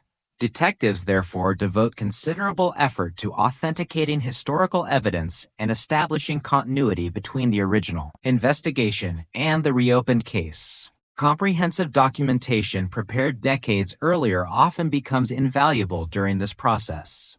Defense attorneys likewise examine every aspect of a cold case investigation. They may challenge laboratory procedures, question witness reliability, scrutinize evidence preservation, or argue that the passage of time has impaired the fairness of the proceedings. These challenges underscore why investigators seek corroborating evidence whenever possible. A case supported by multiple independent sources of reliable information is generally more resilient than one relying upon a single category of evidence alone. The preservation of evidence throughout the investigation remains essential. Chain of custody records demonstrate who handled each item of evidence and under what circumstances. Secure storage protects biological material, documents, and physical exhibits from loss, contamination, or alteration. Cortez frequently examined these procedures closely because confidence in forensic conclusions depends not only upon scientific testing, but also upon confidence that the tested material remained authentic from the moment of collection through laboratory analysis and eventual presentation in court. Modern cold case investigations increasingly rely upon multidisciplinary collaboration. Detectives, forensic scientists, prosecutors, crime analysts, digital specialists, genealogists in appropriate cases, and victim advocates each contribute expertise that strengthens the overall investigation. No single discipline solves a complex homicide independently. Instead, successful prosecutions emerge through the careful integration of scientific evidence, historical research, investigative experience, and legal analysis. Perhaps the most significant lesson demonstrated by successful cold case prosecutions is that time does not necessarily diminish the value of objective evidence. While memories may fade and investigative challenges increase, carefully preserved biological evidence, comprehensive documentation, and advances in forensic science have allowed many investigations once considered unsolvable to be revisited with renewed effectiveness. DNA profiling has transformed criminal investigation, but its greatest strength lies not in replacing traditional detective work. Rather, it provides a powerful scientific foundation upon which investigators can build a comprehensive case supported by multiple forms of reliable evidence. For victims' families, the reopening of a cold case often represents more than a renewed investigation. It reflects the continuing commitment of the criminal justice system to pursue answers regardless of how much time has passed. Building a prosecutable homicide case decades after the crime requires patience, precision, scientific rigor, and meticulous attention to detail. It is a process measured not by dramatic moments, but by the careful accumulation of verified facts, each contributing to a body of evidence capable of withstanding scrutiny in court and bringing long-awaited accountability to crimes that once seemed destined to remain unresolved. The press conference is scheduled only after investigators and prosecutors determine that sufficient information can be shared without jeopardizing the ongoing judicial process. Television cameras line the room, reporters fill every seat, and microphones from local and national news organizations crowd the podium. Many journalists covering the announcement were not yet born when the original crime occurred, a reminder of how much time has passed since April Tinsley's murder first shocked the community.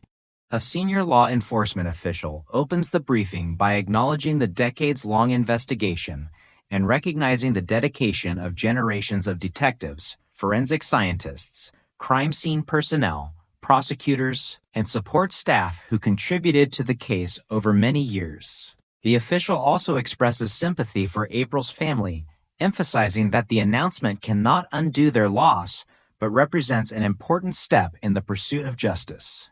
Investigators explain, in general terms, that advances in forensic DNA analysis played a critical role in reopening the investigation. They note that biological evidence collected and carefully preserved during the original investigation remains suitable for modern scientific testing. Officials further explain that investigative genetic genealogy helped generate an investigative lead, while emphasizing that genealogical research itself did not establish guilt. Instead, it directed investigators toward an individual whose DNA was later compared through established forensic procedures with the biological evidence recovered during the investigation. Questions from reporters focus on how a case could remain unsolved for so many years. Investigators explain that forensic science has advanced significantly since the late 1980s, and that technologies unavailable during the original investigation are now capable of analyzing evidence in ways previously impossible. They stress that the outcome reflects both scientific progress and the meticulous preservation of evidence by the original investigative team. Officials decline to discuss specific evidentiary details that may become relevant in future court proceedings. They avoid commenting on potential trial issues, possible motives, or matters not yet presented in court. Throughout the briefing, they reinforce a central principle of the criminal justice system. An arrest marks the beginning of formal judicial proceedings, and the accused is entitled to the presumption of innocence unless and until proven guilty in court. The briefing concludes with a broader message to the public. Law enforcement leaders encourage continued cooperation in unresolved investigations and emphasize that cold cases are not forgotten. They explain that agencies across the country continue reviewing unsolved homicides as forensic science evolves, recognizing that evidence collected decades earlier may acquire new significance through modern analytical techniques. The announcement ends not with celebration, but with a measured acknowledgement that while scientific advances have created new opportunities for accountability, the ultimate determination of guilt remains the responsibility of the court. Following the 2018 arrest in the murder of April Tinsley, the reaction across Fort Wayne and the surrounding communities of Northeast Indiana was marked by a mixture of relief, reflection, and renewed grief. The case had remained part of the region's collective memory for 3 decades, and many residents remembered not only the crime itself but also the fear that followed it. For many longtime residents, the announcement that a suspect had been identified through advances in forensic DNA technology came as a surprise. People who had participated in neighborhood searches, volunteered during the original investigation, or followed the case closely in 1988 recalled the profound impact the murder had on daily life. Parents who had once allowed children to play freely outdoors described how the crime permanently changed family routines, with many becoming far more cautious about allowing children to walk or ride bicycles alone. April Tinsley's family publicly expressed appreciation for the investigators who continued working the case over many years. Although the arrest could not undo decades of loss, family members indicated that identifying a suspect brought long-awaited answers after years of uncertainty. Their statements generally emphasized remembrance of April rather than focusing solely on the individual accused of the crime. Law enforcement officials also acknowledged the work of multiple generations of investigators. Detectives involved in the original investigation had retired long before the arrest, but many were recognized for preserving evidence and maintaining detailed case files. Officials emphasized that solving the case was the result of cumulative efforts spanning decades rather than the work of a single investigative team. They frequently pointed to the careful preservation of biological evidence as one of the key factors that made later forensic breakthroughs possible. The case also attracted national attention because it illustrated the growing role of forensic DNA analysis and investigative genetic genealogy in resolving cold cases. Criminal justice professionals viewed the investigation as an example of how modern scientific methods could complement traditional detective work. Many agencies cited the case when discussing the importance of reviewing unsolved homicides in light of advances in forensic technology. Within the broader community, the arrest prompted renewed conversations about other unresolved cases. Residents expressed hope that scientific advances might eventually provide answers in investigations that had remained unsolved for many years. At the same time, Law enforcement leaders cautioned that not every cold case contains biological evidence suitable for modern DNA analysis, and that each investigation depends upon the quality and availability of preserved evidence. Public discussion also highlighted the importance of evidence preservation. Investigators explained that decisions made during the original 1988 investigation, particularly the careful collection, documentation, and storage of biological evidence, allowed forensic scientists to apply techniques that did not exist when the crime occurred. This message resonated with both law enforcement professionals and the public, reinforcing the idea that meticulous investigative work can retain value across generations. The legal proceedings that followed shifted public attention from the investigation to the judicial process. Officials consistently reminded the public that criminal charges initiate court proceedings rather than conclude them, and they generally avoided discussing evidence beyond what had been formally presented. This approach reflected the broader principle that even in highly publicized cases, legal determinations are made in court rather than through public opinion. Ultimately, the community's response reflected two interconnected realities. The arrest brought a measure of resolution to a homicide that had shaped local memory for 30 years, while also serving as a reminder of the lasting impact violent crime can have on families, investigators, and entire communities. The case demonstrated that although the passage of time complicates criminal investigations, advances in forensic science, combined with the careful preservation of evidence and persistent investigative effort, can create opportunities to revisit cases once thought unlikely to be solved. The conclusion of a homicide trial does not necessarily mark the end of the judicial process. When a defendant has been found guilty or has entered a plea that results in a conviction, the court must determine an appropriate sentence according to the applicable law. During this phase, one element that may become part of the proceedings is the victim impact statement. While the investigation and trial focus primarily on establishing the facts of the crime and determining criminal responsibility, victim impact statements provide an opportunity for victims' families to describe how the crime has affected their lives. Their purpose is not to determine guilt, but to assist the court in understanding the human consequences of the offense when imposing sentence. In many legal systems, victim impact statements are authorized by statute or court rule. Although procedures vary by jurisdiction, these statements generally allow immediate family members or other legally recognized victims to explain the emotional, psychological, financial, and practical effects of the crime. They may be submitted in writing, presented orally in court, or both. The court considers these statements as part of the sentencing process while remaining bound by the governing sentencing laws and any applicable constitutional protections. Homicide cases present unique circumstances because the direct victim cannot speak on their own behalf.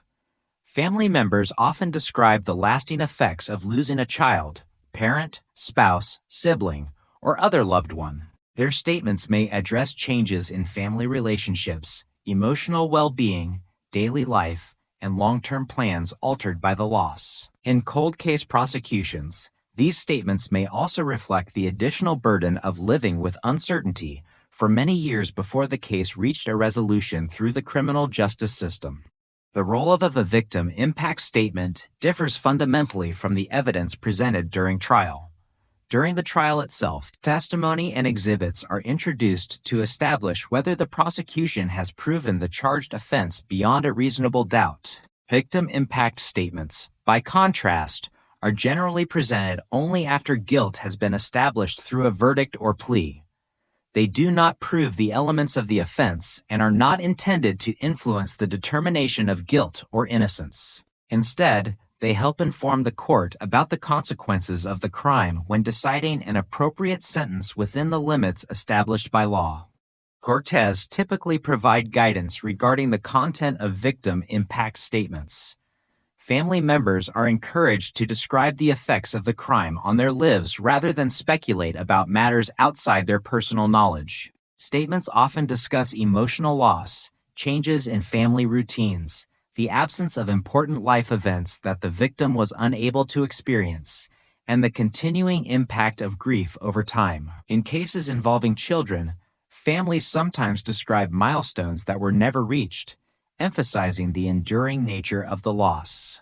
Judges carefully distinguish between the emotional significance of these statements and the legal factors governing sentencing. Sentencing decisions generally require consideration of multiple statutory factors, which may include the seriousness of the offense, the circumstances surrounding the crime, the defendant's criminal history, applicable sentencing guidelines, and other legally relevant information. Victim impact statements contribute to this broader assessment, but do not replace the court's obligation to apply the law impartially.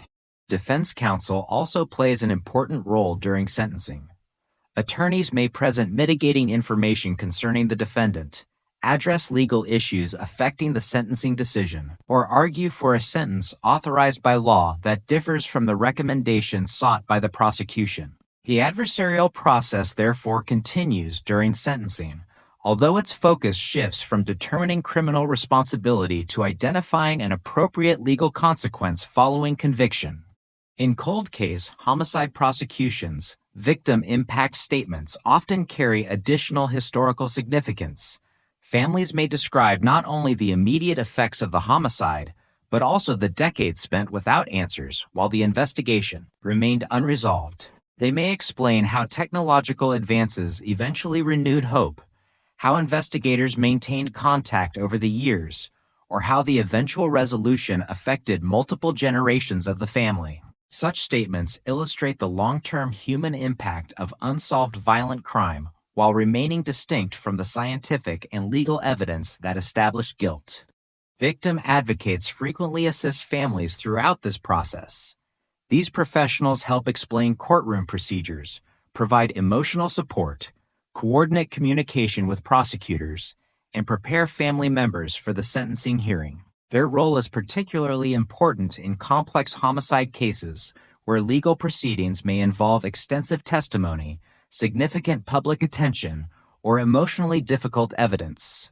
Modern criminal justice systems increasingly recognize that victims and their families have important interests beyond the determination of guilt. While the prosecution represents the interests of the state in enforcing criminal law, victim impact statements provide families with a structured opportunity to describe the personal consequences of the offense within the legal framework established by the court. This participation acknowledges that homicide affects not only the immediate victim, but also parents, children, siblings, spouses, friends, and entire communities whose lives are permanently altered.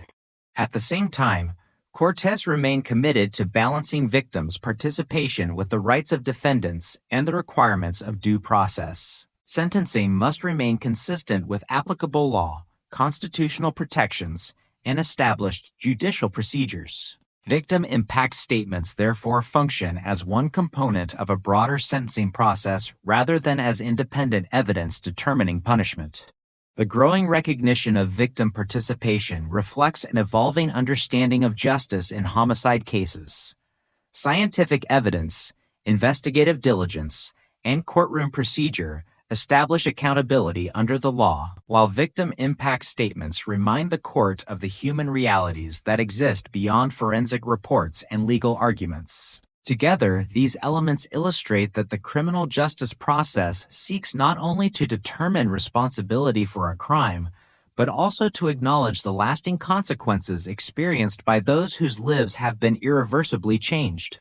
For many years, once a homicide investigation exhausted every available lead, it often entered a period of relative inactivity. Detectives had interviewed witnesses, processed the crime scene, examined forensic evidence, and pursued every reasonable suspect, yet the case remained unsolved. These investigations became known as cold cases, not because they were forgotten, but because no immediate investigative opportunities remained. Today, many law enforcement agencies address these cases through dedicated cold case units, specialized teams whose primary mission is to review unsolved homicides using modern investigative techniques and scientific advances. Unlike the original investigative teams that responded immediately after a crime occurred, Cold case investigators approach a case with the benefit of time. Although the passage of years presents challenges such as fading memories and unavailable witnesses, it also offers important advantages. Advances in forensic science, expanded criminal databases, digital record systems, and improved analytical methods allow investigators to examine historical evidence from perspectives that were impossible when the crime first occurred. The work of a cold case unit typically begins with a comprehensive review of the original investigative file. These files often contain thousands of pages of reports, photographs, witness interviews, laboratory records, search warrants, evidence inventories, maps, and correspondence accumulated over many years. Detectives do not assume that earlier investigators made mistakes. Instead, they seek to understand precisely what information was available at each stage of the investigation, which leads were pursued, how evidence was evaluated, and what questions remained unanswered. This historical review preserves continuity while identifying opportunities created by modern investigative tools. Evidence preservation plays a central role in nearly every cold case investigation. Biological samples, fingerprints, trace materials, clothing, and other physical exhibits collected years or decades earlier may remain scientifically valuable if they were properly stored and documented. Modern forensic laboratories frequently possess analytical capabilities that did not exist when the evidence was originally examined. Consequently, material once considered inconclusive may now yield useful scientific information. Decisions made by crime scene personnel during the original investigations, such as careful packaging, contamination prevention, and meticulous chain of custody documentation, often determine whether later forensic testing is possible. Advances in DNA profiling have fundamentally changed the work of cold case units. Early forensic techniques frequently required relatively large, well-preserved biological samples to produce useful results. Contemporary laboratories can often generate DNA profiles from much smaller or more degraded material using improved extraction methods and highly sensitive analytical technologies. When a DNA profile is successfully developed, investigators may compare it against appropriate criminal justice databases to determine whether a known individual has previously provided a matching sample under applicable legal authority. In cases where conventional database searches do not identify a suspect, investigators may, when permitted by law and agency policy, consider investigative genetic genealogy. This approach combines forensic DNA analysis with genealogical research to identify potential relatives of an unknown individual through genealogy databases that allow law enforcement matching under defined conditions. Importantly, genealogical analysis generates investigative leads rather than establishing criminal responsibility. Any individual identified through genealogical research must still be investigated using traditional police methods, and any forensic conclusions must be independently confirmed through standard laboratory DNA comparisons before they can serve as evidence in criminal proceedings. Cold case investigations rely upon collaboration among multiple disciplines. Detectives work closely with forensic scientists, crime analysts, prosecutors, digital specialists, and, where appropriate, professional genealogists. Crime analysts reconstruct historical timelines and geographic patterns. Forensic scientists reevaluate preserved evidence using current laboratory methods. Prosecutors advise investigators regarding evidentiary requirements and legal procedures. This multidisciplinary approach reflects the complexity of historical homicide investigations, where no single form of expertise is sufficient to resolve every question. Witness evidence also receives careful reassessment. Investigators may re-interview individuals whose observations remain relevant, compare historical statements with newly developed information, or identify previously overlooked witnesses through modern records research. At the same time, detectives recognize that memory naturally changes over time. Contemporary interviews are therefore evaluated alongside original documented statements rather than replacing them. This careful comparison helps distinguish first-hand recollections from information acquired through later media coverage or discussion. Digital technology has further transformed cold case investigations. Historical records that once required manual searches through paper archives are increasingly available through searchable electronic databases. Public records, newspaper archives, property records, census information, and geographic mapping systems allow investigators to reconstruct historical events with greater efficiency than was possible decades ago. Digital evidence management systems also facilitate collaboration among agencies by organizing large volumes of investigative material in accessible formats. Cold case units must also address legal considerations unique to historical investigations. Evidence must remain admissible under current evidentiary rules. Chain of custody documentation must demonstrate the integrity of physical exhibits, and constitutional protections applicable to criminal investigations remain fully in effect regardless of how much time has passed. Prosecutors frequently become involved early in the reopening process to ensure that renewed investigative efforts satisfy legal requirements governing future court proceedings. Despite technological advances, many challenges remain. Some evidence has deteriorated beyond scientific usefulness.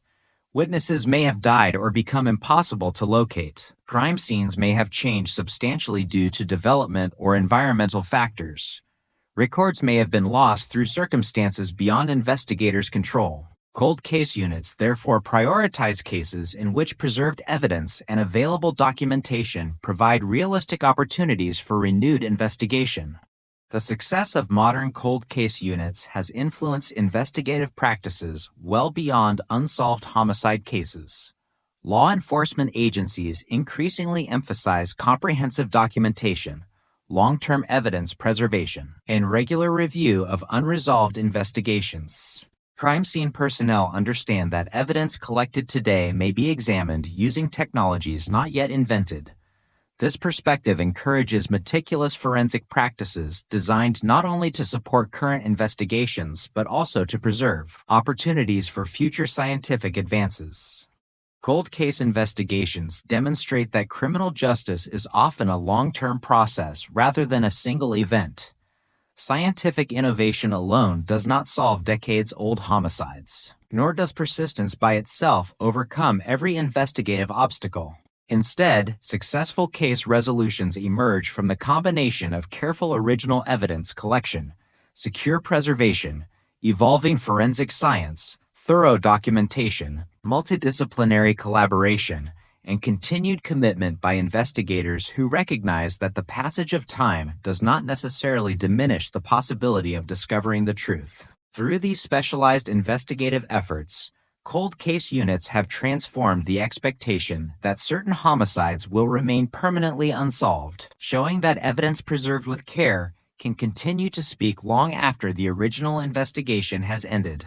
The resolution of the April Tinsley murder more than 3 decades after the crime has become an important example in discussions of modern cold case investigations.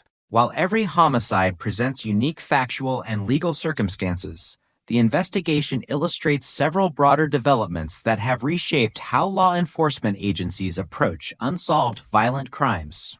Rather than representing a single technological breakthrough, the case demonstrates how evidence preservation, forensic science, interdisciplinary collaboration, and sustained investigative commitment can work together over many years to produce results that once appeared unattainable.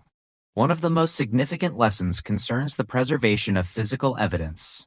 During the original 1988 investigation, crime scene personnel collected and documented biological material according to the forensic standards available at the time. Although investigators could not anticipate the precise DNA technologies that would emerge decades later, they understood the importance of maintaining evidence in a condition suitable for future examination. Secure packaging, careful labeling, contamination prevention, and complete chain of custody documentation ensured that biological evidence remained available for scientific analysis long after the original investigation had reached an impasse. The case also highlights the evolution of forensic DNA analysis. In the late 1980s, forensic genetics remained a developing discipline with capabilities far more limited than those available today. Modern laboratories can often analyze biological samples that earlier investigators could not fully utilize, producing DNA profiles from much smaller or more degraded material through improved extraction methods, amplification techniques, and analytical technologies. The April Tinsley investigation demonstrates how advances in laboratory science can expand the value of evidence preserved many years earlier. A further influence has been the growing recognition of investigative genetic genealogy as a valuable investigative tool in appropriate cases. When conventional DNA database searches fail to identify the source of crime scene biological evidence, investigators pursued genealogical analysis under applicable legal and policy frameworks. This approach generated an investigative lead that was subsequently confirmed through traditional forensic DNA comparison. The distinction between these two processes has become an important lesson for law enforcement agencies. Genealogical research assists investigators in identifying potential suspects, while conventional forensic DNA testing provides the evidentiary comparison used within the criminal justice system. The investigation also illustrates the importance of multidisciplinary collaboration. Successful cold case investigations increasingly depend upon cooperation among detectives, forensic scientists, crime analysts, prosecutors, digital specialists, and, when appropriate, professional genealogists. Each discipline contributes expertise unavailable to the others. Detectives reconstruct historical events, forensic laboratories analyze preserved evidence, genealogists identify potential investigative leads, prosecutors evaluate legal requirements, and analysts integrate large volumes of historical information into coherent investigative frameworks. The April Tinsley investigation demonstrated that effective communication among these specialties can significantly enhance investigative effectiveness. Documentation has emerged as another enduring lesson. Cold case investigations frequently extend across multiple decades, during which original investigators retire, agencies reorganize, and investigative responsibilities transfer to new personnel. Comprehensive reports, evidence inventories, laboratory records, photographs, interview transcripts, and investigative notes enable later investigators to understand both the evidence and the reasoning underlying earlier investigative decisions. Without detailed documentation, valuable institutional knowledge may disappear even when physical evidence remains available. The case has also influenced how many agencies evaluate unsolved homicide files. Rather than viewing cold cases as permanently inactive investigations, law enforcement organizations increasingly conduct periodic reviews whenever significant forensic or technological developments occur. Advances in DNA analysis, digital databases, fingerprint technology, imaging techniques, and other forensic disciplines may create new opportunities to examine historical evidence. Consequently, many agencies have established specialized cold case units dedicated to systematically reassessing unresolved investigations. Beyond its investigative significance, the case has contributed to broader discussions regarding public confidence in the criminal justice system. Families of homicide victims often experience years or decades without answers when investigations remain unsolved. The successful resolution of long-standing cases demonstrates that careful evidence preservation and continued investigative commitment can create opportunities for accountability even after substantial periods have elapsed. At the same time, law enforcement agencies emphasize that not every cold case contains evidence suitable for modern forensic analysis and that scientific advances cannot overcome every investigative limitation. The investigation has further underscored the importance of maintaining rigorous legal standards despite technological innovation. DNA evidence, genealogical research, and other scientific developments operate within established constitutional, statutory, and evidentiary frameworks. Investigators must continue to obtain evidence lawfully, preserve chain of custody, respect applicable privacy protections, and present scientifically reliable testimony in court. The effectiveness of modern forensic science therefore depends not only upon technological capability, but also upon adherence to fundamental legal principles that protect the integrity of criminal proceedings. Training within law enforcement has likewise evolved in response to cases such as April Tinsley's. Crime scene investigators receive increased emphasis on long-term evidence preservation, recognizing that material collected today may be analyzed using technologies not yet developed. Detectives are encouraged to maintain thorough documentation. Prosecutors increasingly consult with investigators during complex forensic investigations, and forensic laboratories continue refining quality assurance procedures designed to support both current and future criminal proceedings. The influence of the case extends beyond professional practice to public understanding of forensic investigation. Media coverage frequently portrays DNA as an immediate solution to criminal investigations, but the April Tinsley investigation illustrates a more accurate reality. Scientific breakthroughs become effective only when combined with meticulous evidence collection, careful preservation, comprehensive documentation, sustained investigative effort, and lawful judicial procedures. Technology provides powerful investigative tools, yet those tools achieve their greatest value within a disciplined investigative framework built over many years. Ultimately, the lasting significance of the April Tinsley investigation lies not in any single scientific technique, but in the convergence of preparation and innovation across generations. Evidence collected with care in 1988 remained available for technologies developed decades later. Investigators who inherited the case respected the work of their predecessors while applying modern analytical methods. Prosecutors and forensic scientists translated complex scientific findings into evidence capable of supporting legal proceedings. Together, these efforts demonstrated that while time may complicate homicide investigations, it does not necessarily diminish the possibility of discovering the truth. The case continues to serve as an important example of how perseverance, scientific progress, and professional collaboration can reshape expectations regarding the investigation of long unsolved violent crimes. The resolution of the murder of April Tinsley more than 30 years after the crime has become an important point of reference in discussions about the future of cold case investigations. Although it was one of several high-profile cases solved during a period of rapid forensic advancement, the investigation demonstrated how carefully preserved evidence, modern DNA technology, and interdisciplinary collaboration can transform an investigation that once appeared to have reached its limits. Its influence extends beyond Indiana and the United States, contributing to broader conversations among police agencies, forensic laboratories, prosecutors, and policymakers about the management of unsolved violent crimes.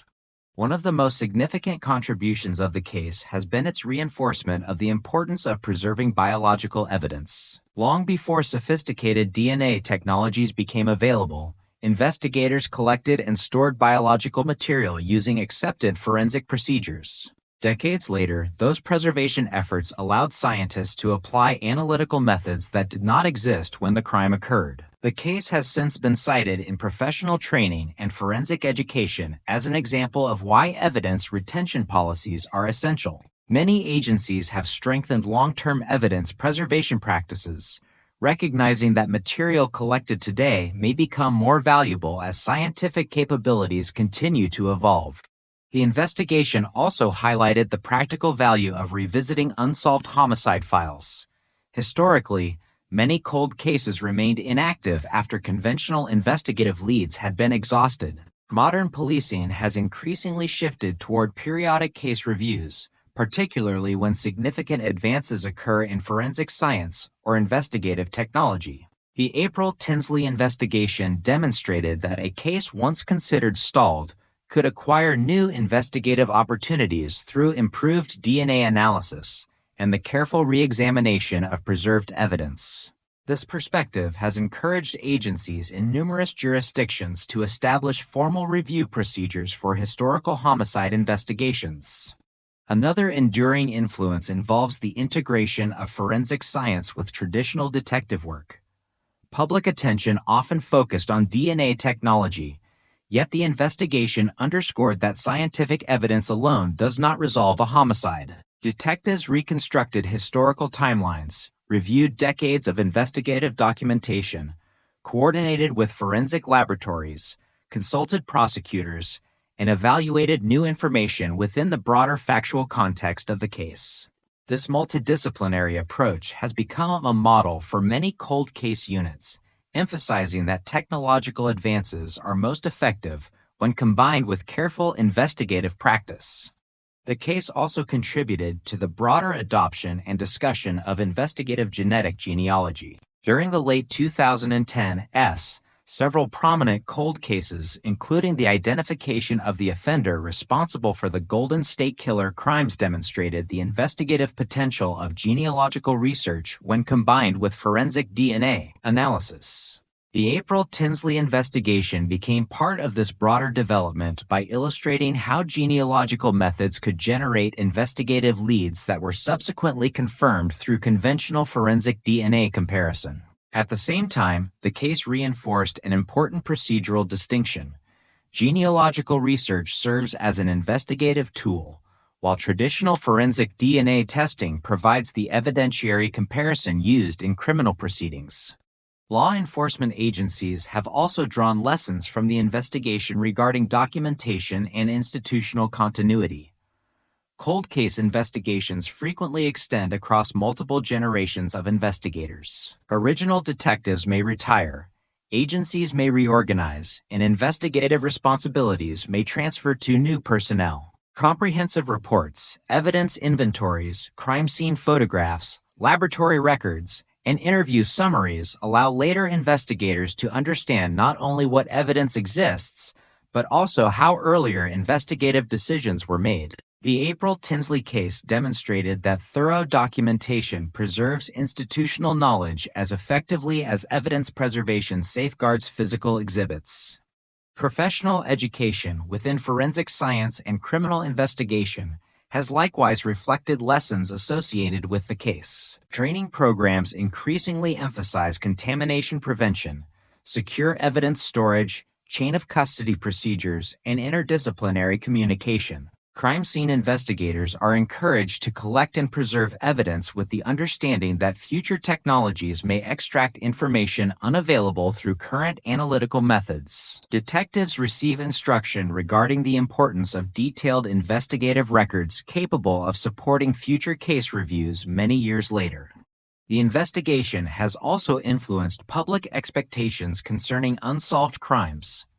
Families of victims, community members, and policymakers have increasingly recognized that advances in forensic science may create opportunities to revisit investigations long after the original crime occurred. At the same time, criminal justice professionals consistently emphasize that not every cold case contains biological evidence suitable for DNA analysis, and not every investigation will benefit from genealogical research. Scientific innovation expands investigative possibilities, but does not eliminate the need for careful evidence evaluation, lawful investigative procedures, and corroborating information.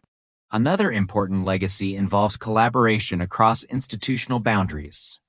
Modern cold case investigations often require cooperation among local police agencies, state laboratories, federal partners, prosecutors, academic researchers, and forensic specialists. The April Tinsley investigation illustrated how successful case resolution depends upon coordinated expertise rather than isolated effort. This collaborative model has become increasingly common as forensic investigations grow more technically sophisticated and multidisciplinary. The legal significance of the case has been equally important.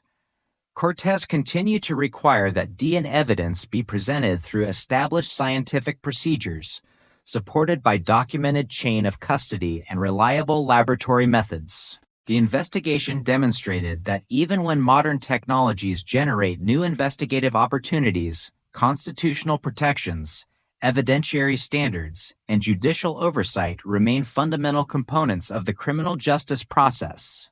Scientific innovation, therefore, operates within, not outside, the legal framework governing criminal prosecutions. Perhaps the most enduring lesson from the April Tinsley investigation is philosophical rather than technological. The case illustrates that a homicide investigation is not necessarily limited by the scientific capabilities available at the time the crime occurs. Instead, careful evidence collection, secure preservation, comprehensive documentation, and sustained institutional commitment allow future investigators to apply methods that earlier generations could not have imagined. This perspective has reshaped how many law enforcement agencies view unsolved homicides, encouraging long-term stewardship of evidence and continued investment in cold case review programs. Today, the April Tinsley investigation is remembered not simply because it was solved after many years, but because it demonstrated how modern criminal justice can bridge generations. Original investigators preserved evidence without knowing how it might one day be analyzed. Later forensic scientists developed technologies capable of extracting new information from that evidence. Detectives and prosecutors integrated scientific findings with traditional investigative methods to build a legally supportable case. Together, these efforts illustrate a broader transformation in homicide investigation, one in which persistence, scientific progress, and professional collaboration have expanded the possibility of resolving crimes that once appeared destined to remain permanently unsolved.